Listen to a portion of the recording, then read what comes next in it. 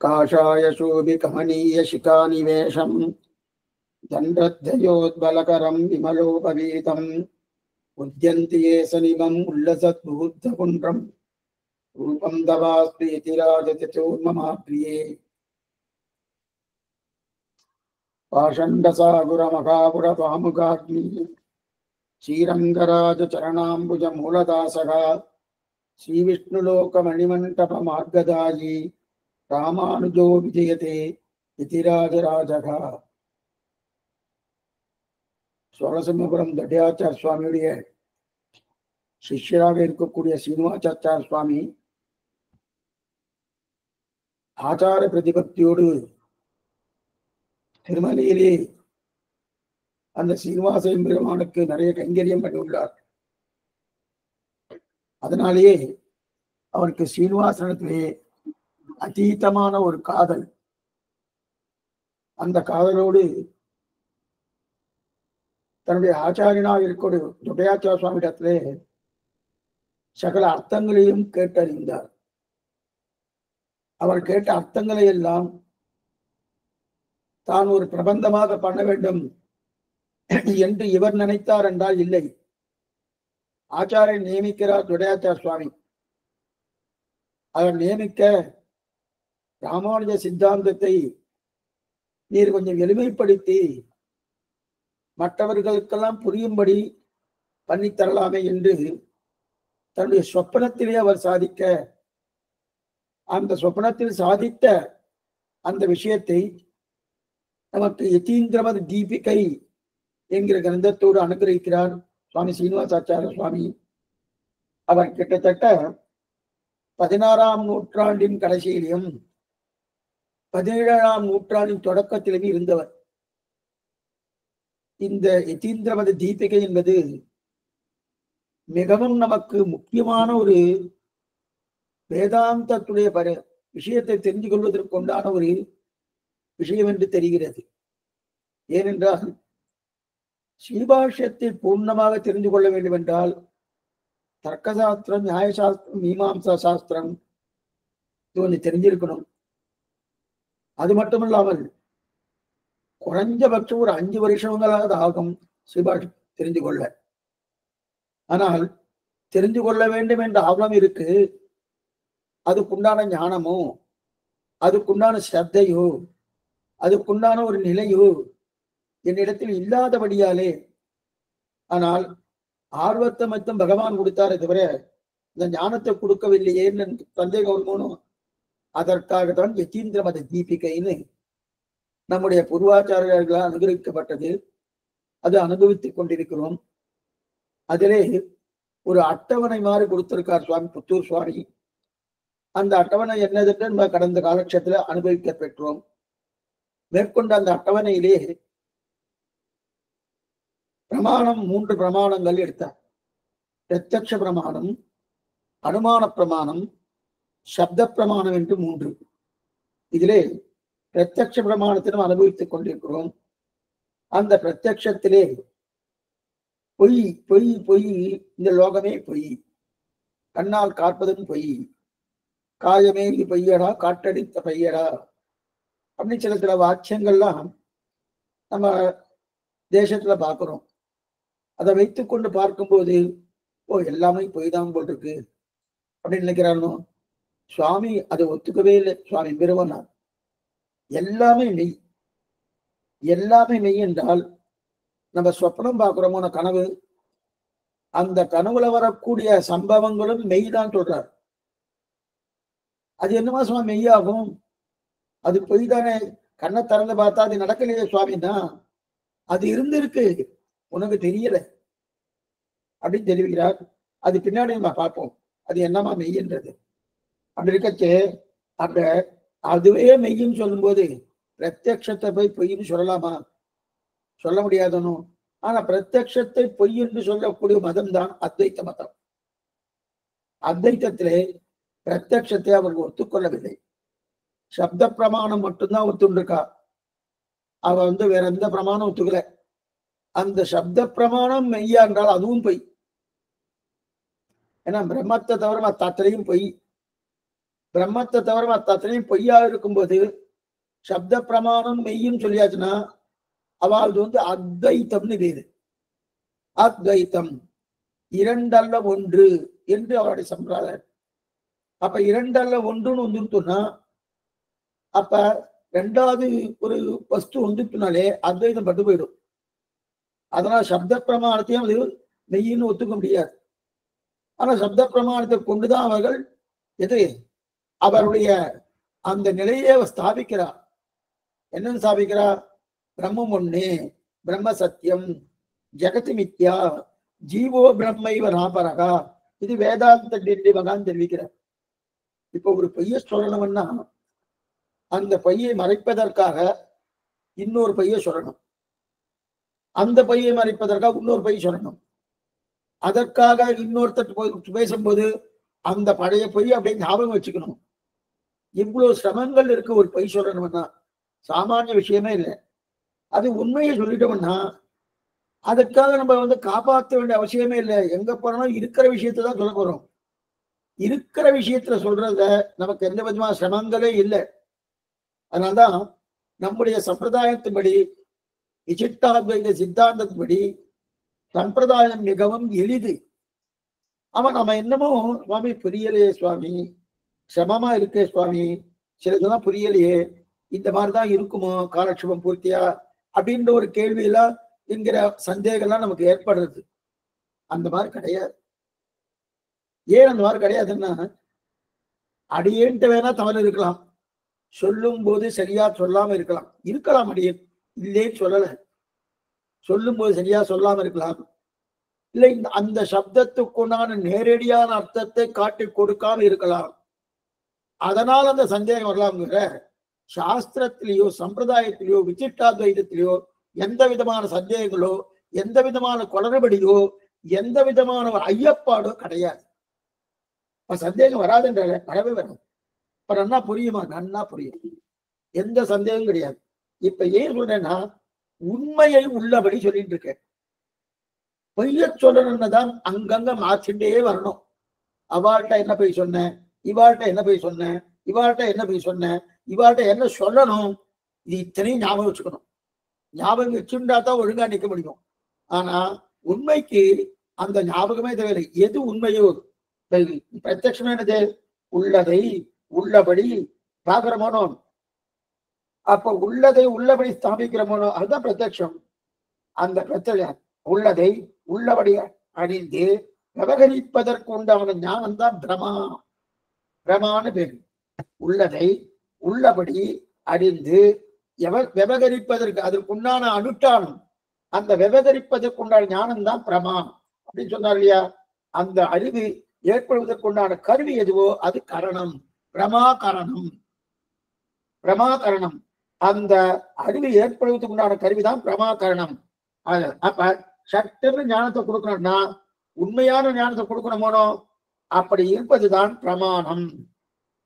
இந்த பிரமாணம் எப்படி இருக்கு? பிரத்யக்ஷ பிரமாணம் சொன்னோம்.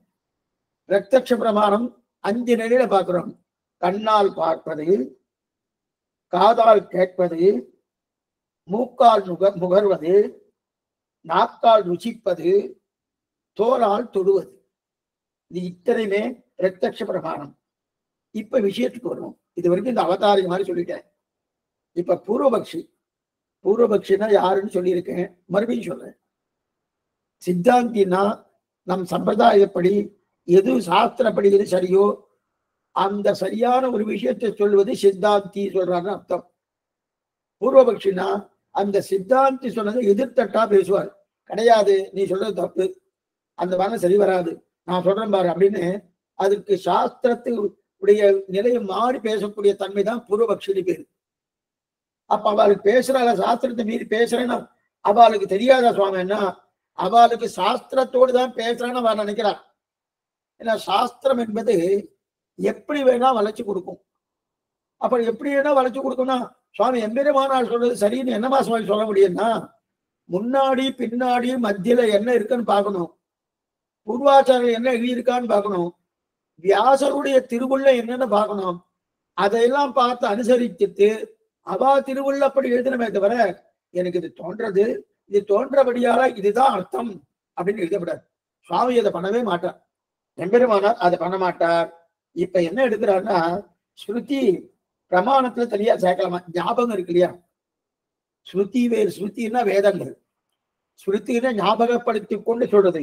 அந்த ஸ்ருதிய தனியா ஒரு பிரமாணமாக சேர்க்கலாமான்னு அந்த விசாரம் வர. இல்ல இல்ல, ஸ்ருதிய தனியா ஒரு என்ன பிரமாணம் என்னென்ன பார்த்தோம்? பிரத்யக்ஷம், அனுமானம், சப்தன்னு 3 பார்த்தோமோ. 4வது ஒண்ணு சேர்த்துக்கோன்றான், ஸ்ருதின்றான். 4வது ஒண்ணு ஸ்ருதினா நினைவு, ஞாபகம். அந்த ஏதோ ஒருத்தரை பார்க்கணும், அதை ஞாபகம் வந்துட்டோம், அதையும் பிரமாணமா சேர்த்துங்கோ அப்படின்றா இல்லையா? அது சேர்க்க முடியாது. அதை பிரத்யக்ஷத்துல சேர்க்க முடியுன்றார். ஏன்னா ஸ்ருதி என்று சொல்றது 4 விதத்துல அந்த ஸ்ருதி ஏற்படலாம். கொஞ்சம் கவனமா கேளுங்கோ. ஒன்னும் சிரமமே இல்லை. அடியன் மறுபடியும் திருப்பி திருப்பி சொல்றேன். எதுக்கு சொல்றேன்னா, உங்களுக்கு மனசுல இது அது பட்டு கொடுத்தோம்னா அதுக்கப்புறம் கேட்கும் போது இது புரியாது போல் இருக்கே, புரியாது போல் இருக்கே, புரியாது போல் இருக்கே, அந்த எண்ணத்தோடு கேட்டாலும் நிச்சயமா புரியாது. அது எப்பயே சொல்லிடுறேன், நிச்சயமா புரியாது. நன்னா புரியும்.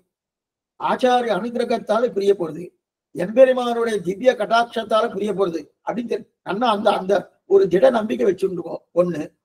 2வது, இன்னொன்னு முக்கியமா ஒண்ணு சொல்றேன். இப்ப பெரிய வித்வான் அவர் சகல சாஸ்திரத்தையும் கற்றவர், எல்லாத்தையும் பண்ணிட்டு இருக்கார். அது எங்கெங்க சபையில என்னென்ன பேசணுமோ, தர்க்க சாஸ்திரம் என்ன, நியாய சாஸ்திரம் என்ன, மீமாம்ச சாஸ்திரம் என்ன, இதையெல்லாம் பேசி அவெல்லாம் ஜெயிச்சுட்டு அவளுக்கு வந்துட்டு இருக்கார். அவரே தன் நாத்து குழந்தை இருக்கார். குழந்தை இருக்கணும். அந்த குழந்தை கொஞ்சம் போது என்னன்னு கொஞ்சரா தெரியுமா? ஓ, நான் தர்க்க சாஸ்திரம் வாசிச்சவன், மீமாம்ச சாஸ்திரம், நியாய சாஸ்திரம் என்ன வாசிச்சவன், அதற்கு தகுந்தா போல என்னுடைய வித்வத்துக்கு தகுந்தா போல கொஞ்சம் கொண்டு வரா கிடையாது. என்னமா கொஞ்சுவார்? அந்த குழந்தைக்கு புரியும்படியான ஒரு பாஷை வச்சுதான் கொஞ்சுவார். பெரிய வித்வானா இருந்தாலும், மகா மேதையா இருந்தாலும், அவருக்கு உண்டான தன்மை என்ன? அந்த குழந்தைய கொஞ்சும் போது, குழந்தைய உலாவும் போது அந்த குழந்தைக்கு புரியும்படியான ஒரு தன்மை இருந்து கொள்வார். அதே போலதான் சுவாமி ராமானுஜர். எத்தனை மேதாவியா இருக்கட்டும், எத்தனை வேணா இருக்கட்டும், நமக்கு புரியணுமோனோ அதைத்தான் ஸ்ரீபாஷத்துல பண்ணியிருக்கார் சுவாமி. அதை அப்படியே கொண்டு வந்து இறக்கிறார் சீனிவாசாச்சாரிய சுவாமி, தொட்டாச்சாரிய சிஷ்யர். ஒன்னும் சிரமமே இல்லை. ஏன்னா நம்ம மாத்து குழந்தைகிட்ட எப்படி பேசணும் தகப்பனாருக்கு தெரியும், தாயாருக்கு தெரியும். அவ பெரிய மேதாவியா இருந்தாலும் எப்படி பேசுவாளோ அதே மாதிரிதான் பேசிட்டு இருக்கால, ஒண்ணு கஷ்டம் இல்லை. இப்ப ஸ்ருதியை 4 விதமா பிரிக்கிறார். அந்த பிரிக்கிற 4 பேர் ஏற்படலாம். அதாவது அன்னைக்கு ஒருத்தரை பார்த்தேன், இன்னைக்கு இன்னொருத்தரை பார்த்தேன். அன்னைக்கு ஒருத்தரை எங்கேயோ ஒரு திருமலையில பார்த்தேன், இன்னைக்கு அவரையே ஸ்ரீரங்கத்துல பார்த்துருக்கேன். பார்த்தோன்னே அவரை போலவே இருக்காரு அப்படின்னு ஞாபகம் வருதோன்னு. அவரை போல அவர் இல்ல தெரியுது, ஆனா அவரை போல இருக்காரு ஞாபகம் வருதோணும். அப்ப அவர் ஞாபகம் வருதோணும். அதற்கு சாதுர்சியம்னு பேரு. இதற்கு சாதுர்சியம்னு பேரு. இது முதல் நிலை.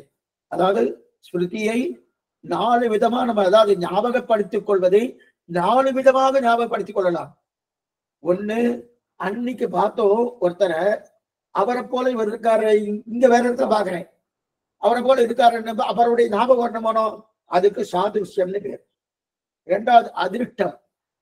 அதிருஷ்டம்னா அப்படியே உட்கார்ந்துட்டு இருந்தேன், திருவேங்கடவடியான பரம கிருபை என்னுடைய தலைமையில தலைமையில போட்டுட்டார். அவருடைய பரம கிருபையாக இருக்கக்கூடிய அந்த கிருபையை என்னுடைய தலைமையில போட்டார் இல்லையா, இதுக்குதான் அதிருஷ்டம்னு பேரு.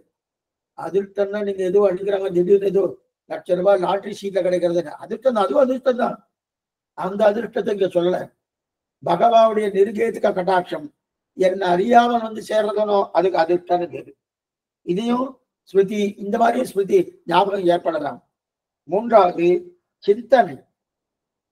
நானே உட்கார்ந்து சிந்தித்தேன், சிந்தித்ததுக்கு அப்புறம் அதனாலே ஒரு ஞாபகம் ஏற்படலாம். அன்னைக்கு அதை பண்ணமே, அன்னைக்கு இதை பண்ணமே அப்படின்னு நினைக்கிற போனோம். அதனால ஒரு ஸ்மிருதி ஏற்படலாம். அது மூன்றாவது சிந்தனைன்னு பேரு. நான்காவது சாகச்சரியம். நம்ம இதெல்லாம் சொல்லிட்டு இருக்கையிலே இதெல்லாம் ஞாபகம் வச்சுக்கணுமா இப்படி பண்ணலாம், அதை பத்தி நீங்க ஒண்ணும் கவலையே பட வேண்டாம். எங்களுக்கு சொல்லி ஆகணும், வேற வழி கிடையாது. காலக்ஷேப அதிகாரி அதை கேட்டுதான் ஆகணும், அதை சொல்லித்தான் ஆகணும், அதுக்குண்டான படிச்சுதான் ஆகணும், அதை தெரிஞ்சுட்டுதான் ஆகணும். அப்பதான் உட்கார்ந்து சொல்ல முடியும். உங்களுக்கு அது தெரிஞ்சுதான் ஆகணும்னு கிடையாது, ஆனா தெரிஞ்சுட்டா ஆனந்தம் தான், ஆனந்தம் தான்.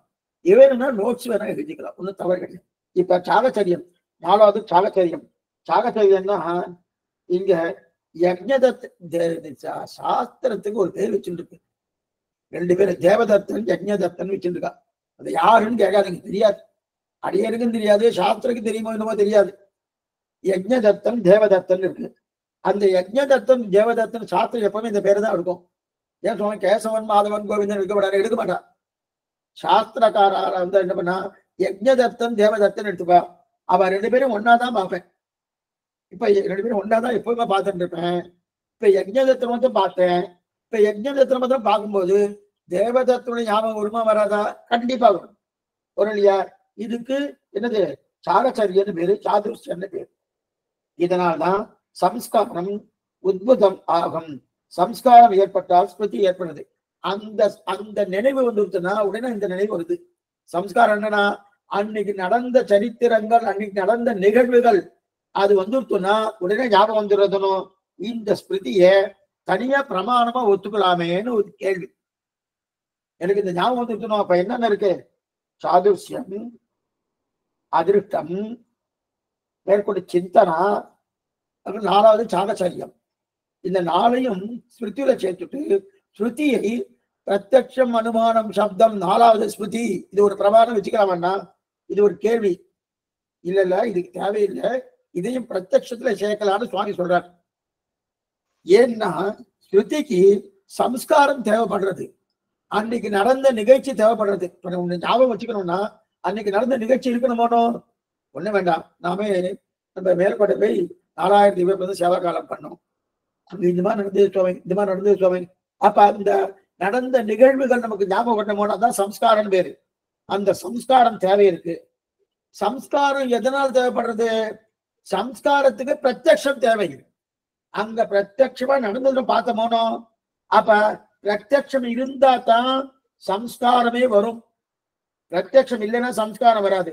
ஆக இந்த ஸ்மிருதியை கூட பிரத்யக்ஷ பிரமாணத்தை சேர்க்கலாம் அப்படின்ட்டார். சரி, பிரத்யக்ஷம் சேர்க்கணும்னு அதுக்கு மேல அவர் விடல. அடுத்தது என்னது மாத்திக்கிறார்? அடுத்தது பிரத்யவிஜ்ஞா அப்படின்னு ஒண்ணு இருக்கு. இதுவும் ஸ்மிருதி தானே அப்படின்னா என்னன்னு சொல்றேன்? பிரத்யவிஜ்ஞானம் என்ன சொல்றேன்? அதாவது ஸ்ருதியில் வஸ்து திரும்ப முன்னாடி இருக்கணும் எங்க தேவையில்லை. அதாவது பிரத்யவிஜ்ஞா என்பது கிரியத்துக்காக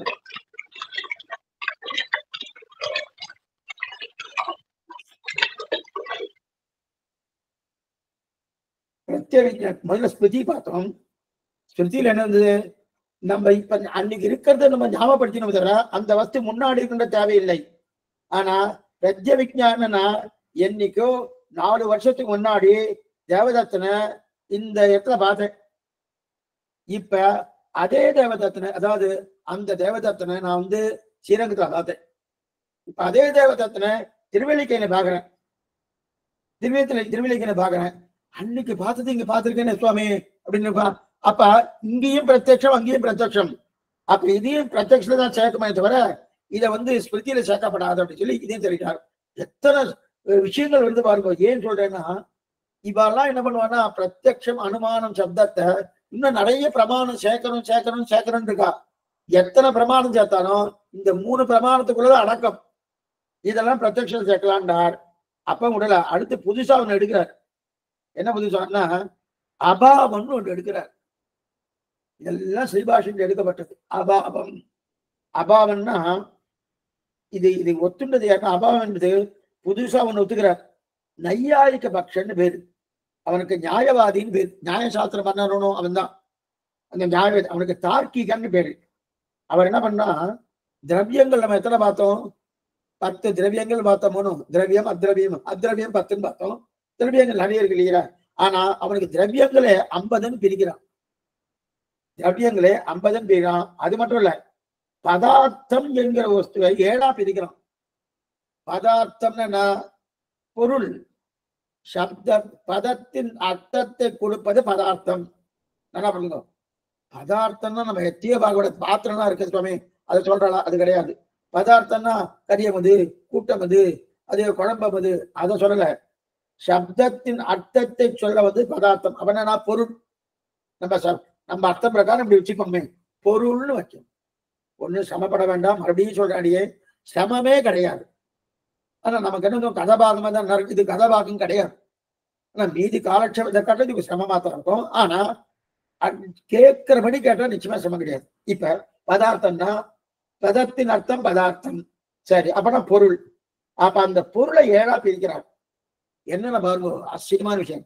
திரவியம், குணம், கர்மம், சாமானியம், விசேஷம், சமவாயம், அபாவம் அப்படின்னு 7. அதாவது திரவியம், குணம், கர்மம், சாமானியம், விசேஷம், சமவாயம், அபாவம் பேரு.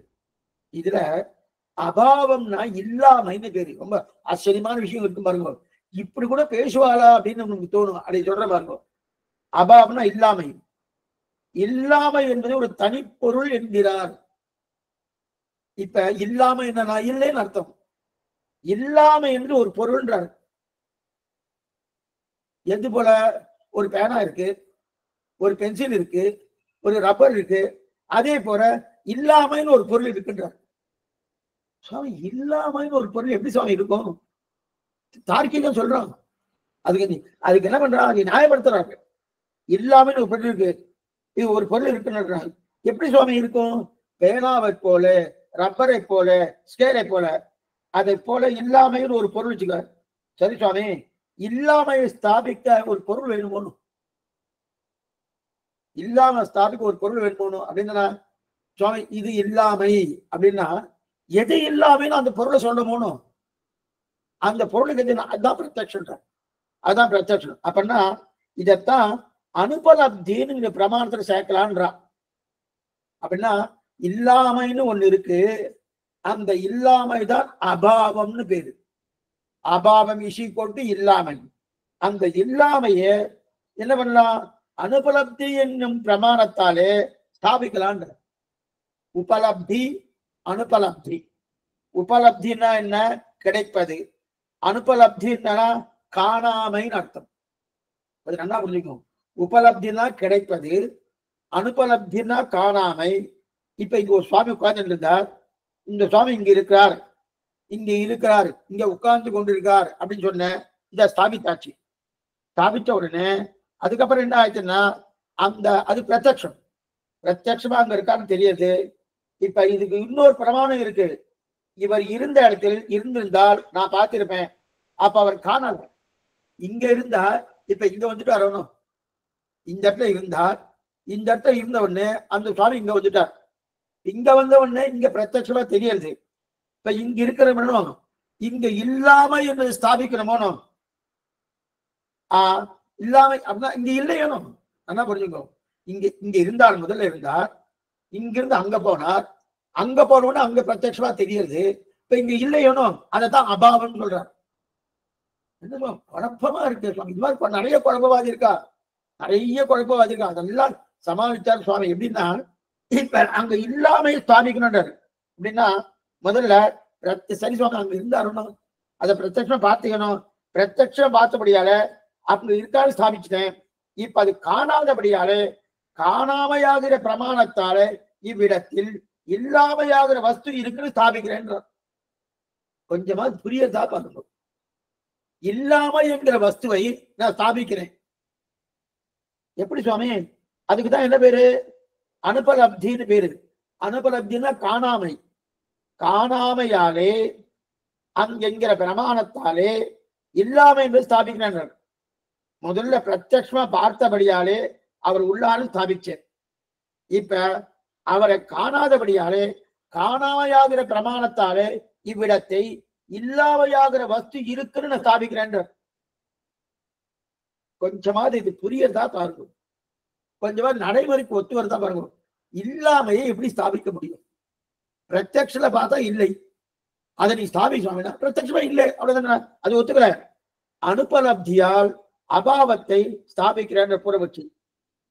அனுபலப்தியால் அபாவத்தை, அபாவன்னா இல்லாமை, அதை நான் ஸ்தாபிக்கிறேன். அனுபலப்தி, அதே அனுபலப்தி என்ன? காணாமை. உபலப்தினா கிடைப்பது, அனுபலப்தினா காணாமை இல்லையா? அனுபலப்தியால் அபாவத்தை ஸ்தாபிக்கிறான். அபாவம் என்று தனியாக சொல்லாதே, அதையும் பிரத்யக்ஷம் தான் சேர்க்கணும். ஏன்னா ஏற்கனவே பிரத்யட்சமா அங்க பார்த்துட்டேன், பார்த்தபடியால இங்க வந்திருக்கார், இங்க பிரத்யட்சமா தெரியுது, அதனால அதையும் பிரத்யட்சம். ஏன்னா அவர் சொல்றது என்னன்னா, நான் பார்க்காதபடியாலே அந்த வஸ்து இல்லை என்கிறார். நான் பார்க்கல ஏனோ, இப்ப முதல்ல இங்க இருந்தார், அங்க போயிட்டார், இப்ப இங்க இல்ல, இங்க இல்லாதபடியாலே என்ன அந்த வஸ்து நான் பார்க்கல. நான் பார்க்காதபடியாலே நல்லா பாத்துங்க, பார்க்காதபடியா அந்த வஸ்து அங்க இல்லை என்கிறார். அந்த சுவாமி உட்காராதபடியால் அந்த வஸ்து அங்க இல்லை, இவ்வளவுதான். அந்த சுவாமி அங்க உட்காரல, அங்கிருந்து அங்க போயிட்டாரணும். அப்ப அந்த சுவாமி உட்கார விரும்பப்படல அல்லது உட்காரல, அப்ப அதற்கு நான் பார்க்காததுக்கு சம்பந்தப்படுத்த முடியுமா? சுவாமி அவர் உட்கார்லாரு உட்கார்ல, அதை எப்படி சம்பந்தப்படுத்த முடியும்? இவர் சம்பந்தப்படுத்துறாரு. அதாவது இதனால என்ன இது மாதிரி பண்றாருன்னா, இல்லாமையை ஒரு பிரமாணமா ஏற்றுக்கொள்ள முடியாது. இல்லாமையை பிரமாணமா எடுத்துட்டாச்சுன்னா அப்ப என்ன ஆகுன்னா, இந்த மாதிரி நிறைய வரும், 1000 வரும், 1000 பிரமாணம் வரும். இல்லாமை என்பது பிரத்யட்சத்துல சேரணும். ஏன்னா ஏற்கனவே இருந்தது, பிரத்யட்சமா பார்த்த, இப்ப இல்ல, இல்லாம ஸ்தாபிக்கிறதுக்கு பிரத்யட்சதான் சேர்க்க முடியாது, இது சேர்க்க முடியாது. சரி, அதுவும் முடிஞ்சிருக்கு. அதுக்கு பிறகு அதாவது கடத்தின் தன்மை கடத்துவம், படத்தின் தன்மை படத்துவம். இன்னும் கொஞ்சம் குழப்பறார். ஒண்ணு கட்டம் இல்லை, புரியும்படியாவே சொல்றேன். கடம்னா குடம், கடம் சொல்றோம், கடம்னா குடம். படம்னா துணிய படம், வேட்டி புடவை, இதுக்கெல்லாம் படம்னு பேரு. கடத்துவம் தன்மை, அப்பனா குடத்தின் தன்மை குடத்துவம், அதுதான் கடம்னு பேரு. கடத்துவம்னா என்னது? அந்த குடத்தின் தன்மையை கடத்துவம்னு சொல்லுவார், துணியின் தன்மையை படத்துவம்னு சொல்லுவார். அப்ப கடத்தின் தன்மை கடத்துவம், படத்தின் தன்மை படத்துவம். இப்ப ஒரு வஸ்துவை கிரகிக்கும் போது மற்றொரு வஸ்துவிலிருந்து வேறுபட்டது என்றுதான் கிரகிப்பேன். புரியத்துக்காக சொல்றேன். இது ஸ்கேல்னு சொல்றேன். இது ஸ்கேல்ன்றச்சே இதை முதல்ல பார்க்கும்போது என்னவா பார்ப்போம்னா, இது பேனா இல்லை, இது கொம்பு இல்லை, இது ஏதோ ஊதுவத்தி இல்லை அப்படின்னு தான் முதல்ல வேறுபடுத்தி பார்க்கக்கூடிய தன்மை தான் எனக்கு புரியும். ஸ்கேல்னு முதல்ல தெரிவதற்கு முன்னாடி இதெல்லாம் இல்லை, இதெல்லாம் இல்லை, இதெல்லாம் இல்லை தான் தெரியும். நல்லா பாருங்க, நல்லா இது நல்லா ஆச்சரியமா தெரிவிக்கிற மாதிரி இருக்கும். இதுதான் பிரதானமா எடுத்திருக்காரு. அதாவது ஒரு வஸ்துவிலிருந்து வேறுபட்டது என்றுதான் கிரகிப்பேன். இது பேனான்னு சொன்ன உடனே புஸ்தகம் இல்லைன்னு கிரகிக்கிறேன். ஆக ஒரு வஸ்துவை கிரகிக்கும் போது பின்னமாகத்தான் கிரகிப்போம். பின்னமாக என்ன? அந்த வஸ்து வேறு வஸ்துவோடு இதோட கலக்கல, இந்த வஸ்து தான் அது. அப்ப வேறு வஸ்து இல்லை அப்படித்தான் கிரகிப்போம். இப்ப புரியுது? கடம்னு ஏற்கனவே தெரிஞ்சு கொள்கிறேன் இல்லையா? கடத்தை பார்க்கும்போது கடத்துவம் தோன்றும், மேலும் படத்துவ பின்னம் என்று தோன்றும். இது படவை இல்லை குடம் என்று தோன்றும். அப்படின்னா என்ன அர்த்தம்? கடத்துவத்தை பார்த்தேன், கடத்துவம்னா என்ன? குடம். குடத்தை பார்க்கச்சே இது துணி இல்லை, இது புடவை இல்லைன்னு தெரியறதோனும். இப்ப இந்த பூமியில் இந்த கடம் இல்லை என்ன? இப்ப அவன் சொல்றது என்னன்னா, இந்த இடத்துல கடம் அபாவம் இருக்குன்றான். அதாவது கடம் இல்லாமை என்கிறது இருக்கின்றான். கடம் இல்லாமை என்கிற பொருள் இந்த பூமியில் இருக்கின்றார். சாமி அது புரியவே இல்லையே. கடம் நல்ல மறுபடி கிடக்கிறோம். இப்ப இந்த பூமியில் இந்த இடத்தில் கடம் இல்லைன்னு சொன்னேன். உடனே அவர் என்ன சொல்றாங்க? இந்த இடத்தில் கடம் அபாவம் இருக்கின்றார். கடம் அபாவம் என்ன? கடம் இல்லாமை என்கிற பொருள் இந்த பூமியில் இருக்கின்றார். சுவாமி இல்லைன்னு சொன்னா என்ன, இல்லாமைன்னு சொன்னா என்னன்னா, இல்லாமை என்பது ஒரு பிரமாணமா எடுத்துக்கொள்றாங்க. எடுக்க முடியாது. அது பிரத்யட்சம் செய்யணும். இத இது முதல்ல சொல்ல முடியுமா பாருங்க. இந்த இடத்தில் கடம் இல்லாமை என்பதை இந்த பூமியில் இருக்கு. புரியுதா? ஒண்ணுமே அதான் பேசுறாங்க. நியாயவாதி இதை பேசுறாங்க. என்ன பேசுறா? இந்த கடம் இல்லாமை என்கிற பொருள் இந்த பூமியில் இருக்கு. என்ன சுவாமி புரியலைன்னா, இந்த மாதிரி முதல்ல இந்த மாதிரி சொல்ல முடியுமான்னு பார்க்கணும். சொல்ல முடியும். அதாவது அவன் சொல்லும் எல்லாமே நடைமுறைக்கு ஒத்து வரணும்னா ஒத்து வராது. மேலும் இல்லை என்பது என்னவென்றால் வஸ்துபாவம் இருந்தது, அப்ப கிரகித்தேன். அது இப்ப இல்லை, இங்கு இல்லை, வஸ்து இருக்கு, பிரத்யட்சம் கிரகித்தேன். இல்லைன்னு எப்படி சொல்ல முடியும்? அப்ப இருந்தது, இப்ப இல்லை அப்படின்னு சொல்லுவோம். அப்ப இல்லாமையை இருக்குன்னு ஒரு பொருளை வச்சுட்டு பூமியில இருக்குன்னு சொல்லுன்றான். அது என்னமா சுவாமி சொல்ல முடியும்? சொல்ல முடியாது. ஆனா அவன் சொல்லிட்டு இருக்கான். ஏன்னா முதல்ல இருந்ததும் இப்ப இல்லாமைன்னு அப்ப இருந்ததும் அப்ப பிரத்யட்சம் பாத்தியனும். எப்ப பிரத்யட்சம் பாத்தையோ இப்ப இருக்குன்னு சொல்லு. அப்ப என்னன்னா இல்லாமை என்பது இருக்குன்னு சொல்லுன்றான். தேவையில்லையே சுவாமி, இல்லைன்னு சொல்லிட்டு போயிடலாம் வேண்டாம். இல்லைன்னா அது ஒரு பிரமாணமா இருக்குன்றான். தேவையில்லையே. நான் என்ன நம்ம நடைமுறைக்கு ஒத்து வராது. மேலும் இல்லை என்பது என்னவென்றால் வஸ்துபாவம் இருந்தது, அதை கிரகித்தேன், இப்ப இல்லை, இங்கு இல்லை. அப்ப வஸ்து இருக்கு என்று பிரத்யட்சத்தை கிரகித்தேன். அந்த பாவத்திற்கு இல்லாமை தான் இப்ப இருக்கே தவிர அது தனி பதார்த்தமாக ஒத்துக்கொள்ள முடியாது. சரி சுவாமி. மேலும் இந்த இடத்துல கடத்தின் இல்லாமை என்றீரே, அதுதான் பூமி. இந்த இடத்துல கடம் இல்லை இல்லாமைன்னு சொன்னீங்கன்னா அந்த கடம் இல்லாமை என்பது என்ன தெரியுமா? பூமின்னு அர்த்தம். இங்க ஒரு சுவாமி உட்கார்ந்து இருந்தார், கீழே உட்கார்ந்து இருந்தார். இப்ப அவர் எழுந்து போயாச்சு. இப்ப அந்த சுவாமி இல்லாமை என்பது நிரூபி அப்படின்னா என்ன அர்த்தம்? இல்லாமைதான் பூமி. பூமியில தான் உட்கார்ந்து இருந்தார். இப்ப பூமி மட்டும்தான் இருக்கு, அவர் இல்லையே. அவர் எங்க கிளம்பிட்டார. அதே போல கடத்துவம் அங்க இருந்தது, இப்ப இல்ல. இப்ப இல்லாம என்னது? அதுதான் பூமி. அப்ப பூமியை பிரத்யட்சமா நான் ஏற்கனவே பார்த்துட்டேன். பூமியை பிரத்யட்சமா நான் பார்த்துட்டேன்னா அதனால பிரத்யட்சத்துக்குள்ளதான் இந்த சேர்க்கமே தவிர அது தனியா சேர்க்க முடியாது. கடத்தின் அபாவம் வேறொன்றுமில்லை அந்த பூமியே. கடத்தின் இல்லாமை என்பது இருக்கு இல்லையா, அந்த இல்லாமை என்ன தெரியுமா? பூமி தான், வேற எதுவும் கிடையாது. கடம் இங்க இருந்தது, இப்ப இங்க இல்ல, இன்னொரு இடத்துக்கு போயிடுச்சு. இப்ப அதை சொல்றது என்னன்னா இங்க கடம் இல்லையோனும். ஆமா, அப்ப இல்லாமை என்பதை நிரூபிக்கின்றார். இல்லாமது என்ன நிரூபிக்கணும்? பூமின்னு தான் நிரூபிக்க முடியும். அங்க என்ன இருக்கு? கடம் இல்ல, பூமி இருக்கு. அதுதான் பூமின்னு சொல்றார் சுவாமி. அப்ப அதை ஒரு தனியா ஒரு பிரமாணமா எடுக்க முடியாது. அது என்ன? பூமி தான் பிரத்யட்சமா நான் ஏற்கனவே நிரூபிச்சாகிவிட்டது. அதனால அதை பிரத்யட்சம் கேட்கணும். அப்ப கடத்தின் அபாவம் வேறொன்றும் இல்லை அந்த பூமியே. ஆக கடத்தின் அபாவம் என்பது பூமி. ஏன்னா கடத்தின் இல்லாமை பூமியில் இருக்கிறது என்பதுதான் பூர்வபட்சி. இல்லாமையே பூமியில் இருக்கிறது பூர்வபட்சி. அதாவது கடத்தின் இல்லாமையை ஒரு தத்துவமாக ஒத்துக்கொள்கின்றார்கள். அது ஒரு பிரமாணமா ஒத்துக்கொள்கின்றார்கள். கிடையாது. பூமி என்கிற பதார்த்தத்தில் இருக்கு என்றேன் சாமி சொல்றது. கடத்தை இல்லாமையை தான் பூமின்றார். கடத்தின் இல்லாமையில் பூமியில் உட்கார்ந்து இல்லை. ஆக இங்கே இல்லாமை என்பது தனிமை இல்லை, அதுதான் பூதலம். பூதலம் என்ன? கடத்தின் இல்லாமையே பூதலம். அதாவது மனுஷனுக்கு எப்பவுமே ஒரு கஷ்டமா இருக்குன்னு வச்சுக்கேன். கஷ்டமா இருக்குன்னா அதுதான் உண்மைன்னு நினைப்பார். சுலபமா இருக்குன்னு வச்சுக்கேன், அது உண்மை நினைக்க மாட்டேன்.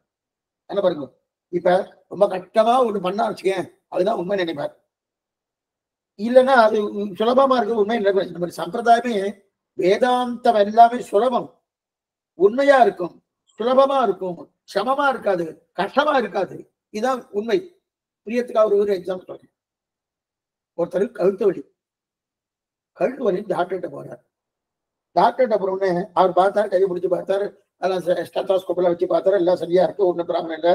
ஒண்ணுமில்லை, நீங்க நாற்காலில உட்காரத்து ஒழுங்கா உட்காரல, நல்லா உட்கார்ந்துட்டு இருக்கோம். நல்லா உட்கார்ந்துட்டேன்னா, அதாவது முதுகுத்தொண்டை நேரடியா வச்சுன்னு உட்கார்ந்துட்டேன்னா அந்த வலி எல்லாம் போயிடும் அப்படின்னு அந்த மருத்துவர் சொன்ன டாக்டர் சொன்னார்.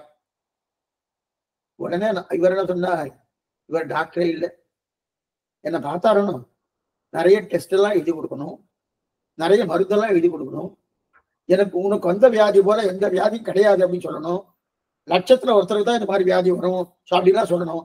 அப்படி சொன்னாதான், அப்படிலாம் சொன்னா என்னது, அதெல்லாம் பெரிய நினைக்கிறாரு இவரு. இந்த மாதிரி சில பேர்லாம் இருக்கா. எதுக்கு சொல்ல வந்தேன்னா, அது பிரயோஜனமே இல்லை. அந்த வியாதி என் தலையில தான் வந்து வேணுமா? அப்ப சிரமமா இருக்குனால ஜனங்க நம்புவாங்க. மனுஷனுக்கு ஒரு தன்மை என்னன்னா, சிரமமா இருந்ததுன்னா ஏன்னா ஏதோ ஒன்று நன்னா புரியாததை ஒண்ணு வைத்தாச்சுன்னா, அதுவா சுவாமி வேதாந்தம். உடனே என்ன சொல்லுவா, புரியாத ஒண்ணு, அதான் வேதாந்தம் பேசுறா சுவாமி. நிறைய பேர் அதெல்லாம் பேசுவா பாருங்க. அவரா புரியாத பேசுறாரு, அப்பதான் வேதாந்தம் பேசுறான்னு அர்த்தம். அப்படி இல்ல, வேதாந்தம்னாலே நன்னா புரியும். ஒரு தவறான கருத்து வச்சுட்டு இருக்கோம். இது யார் தெரியுமா பண்ணினா அந்த மாதிரிலாம்? அங்கிருந்து வந்துட்டாலே ஆங்கிலேயர்கள், அவ வந்து பறிப்பு விட்டது இதை. இதை புரியாத, அது படிக்கப்படாதுன்றதுக்காக அவெல்லாம் பண்ணது. அவளுடைய மதத்தை பரப்பணுன்றதுக்காக இதெல்லாம் பண்ணினான். தேவையில்லை. எதுக்கு சொல்றேன், நல்லா புரியக்கூடிய தன்மை தான் இதெல்லாம். அது நல்லா புரிவத்தான். அதுவும் ராமானுஜர் சொல்லக்கூடிய வேதாந்தம் எளிமையா புரியும், எந்த சிரமமே இல்லை. ஏன்னா உன்னை புரியாம பண்றதுக்கு வேதாந்தம் கிடையாது. ஏன்னா பெருமாள் ரொம்ப சுலபர், சாமானியப்பட்டவர்ல ரொம்ப சுலபர். அந்த சுலபமா இருக்கிறபடியாலே தாராளமா எல்லாத்தையும் ஏத்துக்கிறார் பெருமாள். பத்துடை அடியவர் கிளியவன் பிறர்களுக்கு அரிய வித்தகன் பரிவதில் ஈசன்படியை பண்புடனே பேசி அரியநலன் ஆராதனைக்கென்று மனவளவனை தெரிவிக்கிறார். அப்படி இருக்கச்சே அவரை பார்த்து இருபது நினைக்கிறார் இல்லையா? அப்படி இருக்கச்சேது ஒரு தந்தையார் தன்னுடைய குழந்தைக்கு எப்படி பண்ணுவார்? தன்னுடைய வித்வத்தை காட்டி குழந்தைய கொஞ்சுவாரா? கிடையாது. இதுக்கு சொல்ல வந்தா, அவர் வந்து இப்ப குழந்தையெல்லாம் நம்ம இதுக்கு வரணும்னா மிட்டாய் கொடுப்போம். பள்ளிக்கூடத்துக்கு போய் இதை படிய அதை படிக்கணும்னா அந்த மிட்டாய் கொடுத்து பக்கத்துல உட்கார வைக்கிற போலதான் இந்த சாஸ்திரத்தை கொடுத்து நமக்கு பண்ணார் சுவாமி ராமானுஜர். அவ்வளவு சுலபம். நாம இதை சமம் சமம் சமம் நினைக்கிறோம். ஏன் சமம் நினைக்கிறோம்னா, அடிப்படை ஞானத்தை விட்டுறோம். அடிப்படை ஞானத்தை விட்டுட்டு மேற்கொண்டு இது வரும். அடிப்படையில என்ன சொல்லி இருக்காரு அதை மாத்திரம் ஞாபகம் வச்சிருந்தா இது சிரமமே இருக்காது. இருக்கட்டும். இப்ப இதுக்கு சொல்ல வந்தா, இப்ப அடியேன் ஒரு மூச்சு வாங்கணும். ராமானுஜர்கிட்ட போய் சுவாமி அடியே மூச்சு வாங்கன்னு கேட்டா என்ன சொல்லுவேன், நீ வேதாந்தம் தெரிஞ்சுக்கோ, இதெல்லாம் தெரிஞ்சுக்கோ. நான் ஒண்ணும் இல்லை, மிட்டாய் கொடுக்குற மாதிரி ஒரு 4 வார்த்தையை சொல்லுவார். சொன்ன உடனே அடியை பூர்த்தியா புரிஞ்சிடும். ஒண்ணுமே சமமே இருக்காது, சமமே இருக்காது. பக்கத்துல உட்கார வச்சு. ஏன்னா இதெல்லாம் யார் சுவாமி சொல்லுவார்னா, என் தந்தையார் தான் சொல்லுவார், என்னுடைய தாயார் தான் சொல்லுவா, என்னுடைய ஆச்சாரியன் தான் சொல்லுவா. அப்படின்னா என் தந்தை இல்லைன்னா இந்த ஆசை வருமா? வராது. ராமானுஜர் தான் எனக்கு தந்தை. உருபெரும் செல்வமும் தந்தையும் தாயும் உயர் உருவம் வெறிதரு பூமகள் நாதனம் மாறன் விளங்கிய சீர் நெறிதம். இதெல்லாம் பார்த்திருக்கோம். மாறன் விளங்கிய சீர் நெறிதரும் செந்தமிழ் ஆரணமே என்று இந்நீரிலத்தோர் அரிதர நின்ற. அப்ப என் தந்தையா இல்லைன்னா அது ஆசையை வராதனும். அடிப்படையில இந்த சம்பிரதாயம் ரொம்ப முக்கியம். அதனால சிரமம் சிரமம்னு நடக்க வேண்டிய அவசியமே இல்லை. ஒரு சிரமமும் கிடையாது. என்ன ஒண்ணு, நம்முடைய ஸ்ரத்தையை இது மேல வச்சுக்கணும். ஸ்ரத்தையே இல்லை, நான் எங்கேயோ நினைச்சுட்டு இருக்கேன், ஏதோ பார்த்துட்டு இருக்கேன், ஏதோ நினைவுல இருக்குன்னா அப்ப சிரமம் மட்டும் இல்லை, இன்னும் நிறைய சிரமங்கள் வரும். எதுக்கு சொல்ல வந்தா, அப்ப அதனால்தான் இது சுலபமான சம்பிரதாயம், சமமான சம்பிரதாயமே கிடையாது. இத குழப்பமா ஆக்கிவிடப்படாது. நல்லா புரிஞ்சுக்கணும். அப்ப இப்ப எதுக்குன்னா இதெல்லாம் இவ்வளவு, ஏன்னா தார்க்கிகன் சொல்றதெல்லாம் கற்பனை, உண்மை கிடையாது. ஒரு பொய்யை மெய்யாக்குவதற்காக மேன்மேலும் மேன்மேலும் மேன்மேலும் பொய்யை சொல்லிட்டு வந்தாச்சுன்னா ஒரு 10 பொய் சொன்னா ஒரு மெய்யாகும். அந்த மாதிரிலாம் கிடையாது. இது கணக்கு பாடம்லாம் கிடையாது. இந்த 2 மைனஸ் பிளஸ் ஆயிடும், 2 மைனஸ்னா பிளஸ் ஆகணும், அந்த மாதிரிலாம் இங்க கிடையாது. எது சொல்றேன்னா, தார்க்கிகன் சொல்றது கடத்தில் கட அபாவம் இருக்குன்னு சொல்ல, கடத்தில் அபாவம் பூமியிலே இருக்கு. அதாவது கடத்தின் அபாவம் பூமியிலே இருக்கின்றார். இதுக்கு மேல சரி நான் சொன்னதெல்லாம் நீ இல்லைன்னு சொல்லிட்டு ஒத்துக்கிறேன். இது மாதிரி இன்னொன்னு ஆட்சேபிக்கிறார். இப்ப பதில ஸ்மிருதி பார்த்தா அடுத்த அபாவம் சொன்னார், 2மே இல்லைன்னு சொல்லிட்டார். ஸ்மிருதிய கேட்க முடியாது, பிரமாணத்துல பிரத்யட்சத்தை சேர்க்க முடியாதுன்னு சொல்லிட்டார். அது பிரத்யட்சத்தை தான் சேர்க்க முடியாது, தவிர தனியா அது பிரமாணமா எடுக்க முடியாதுட்டாரு. அதுக்கப்புறம் அபாவத்தை தனியா பிரமாணமா எடுக்க முடியாது, அதுவும் பிரத்யட்சத்தை தான் சேரட்டார். அதுக்கப்புறம் இன்னொன்னு எடுக்கிறார். பிராபகாவம் பிரத்வம்சாபாவம் அப்படின்னு 2. அத்தியந்தாபாவம் அந்யோன்ய பாவம் நிறைய இருக்கு. பாவங்கள் நிறைய இருக்கு, நிறைய பாவம் இருக்கு. அந்தந்த வரும்போது வரும்போது நான் சொல்றேன். ஆனா நீங்க இதெல்லாம் கொஞ்சம் குறிச்சு வச்சுட்டு வச்சுங்க. எதுக்கு இதை சொல்றேன்னு இருக்கேன்னா, நீ காலட்சம் கேட்கிறேன், கேட்டு முடிச்சதுக்கு அந்த புஸ்தகத்தெல்லாம் பார்த்து அப்படியே கேட்டதெல்லாம் ஒன்றும் ரிவை பண்ணிக்கலான்னு அநேகமா சில பேர் பண்ணுவா, எல்லாரும் பண்ண மாட்டா. பண்ணாதவாளுக்கு ஒரு 10 நாள் கழிச்சு அந்த அந்த நீங்க குறிப்பு எடுத்துட்டு எடுத்த குறிப்பை கொண்டு போய் அதை விட போட சரியா புரியாது. அதனால எடுத்த குறிப்பை மறுபடியும் நம்ம ஞாபகம் வச்சுக்கிற மாதிரி காலட்சம் முடிஞ்சதுக்கு அப்புறம் அதை வந்து குறிப்பை எடுத்து அதோடைய அலசணும். அதை அலசி பார்த்து புஸ்தகத்தோடு சேர்த்து பார்க்கும்போது தான் அப்பதான் புரியும். அப்ப நான் நினைவுல அப்படியே இருக்கணும்.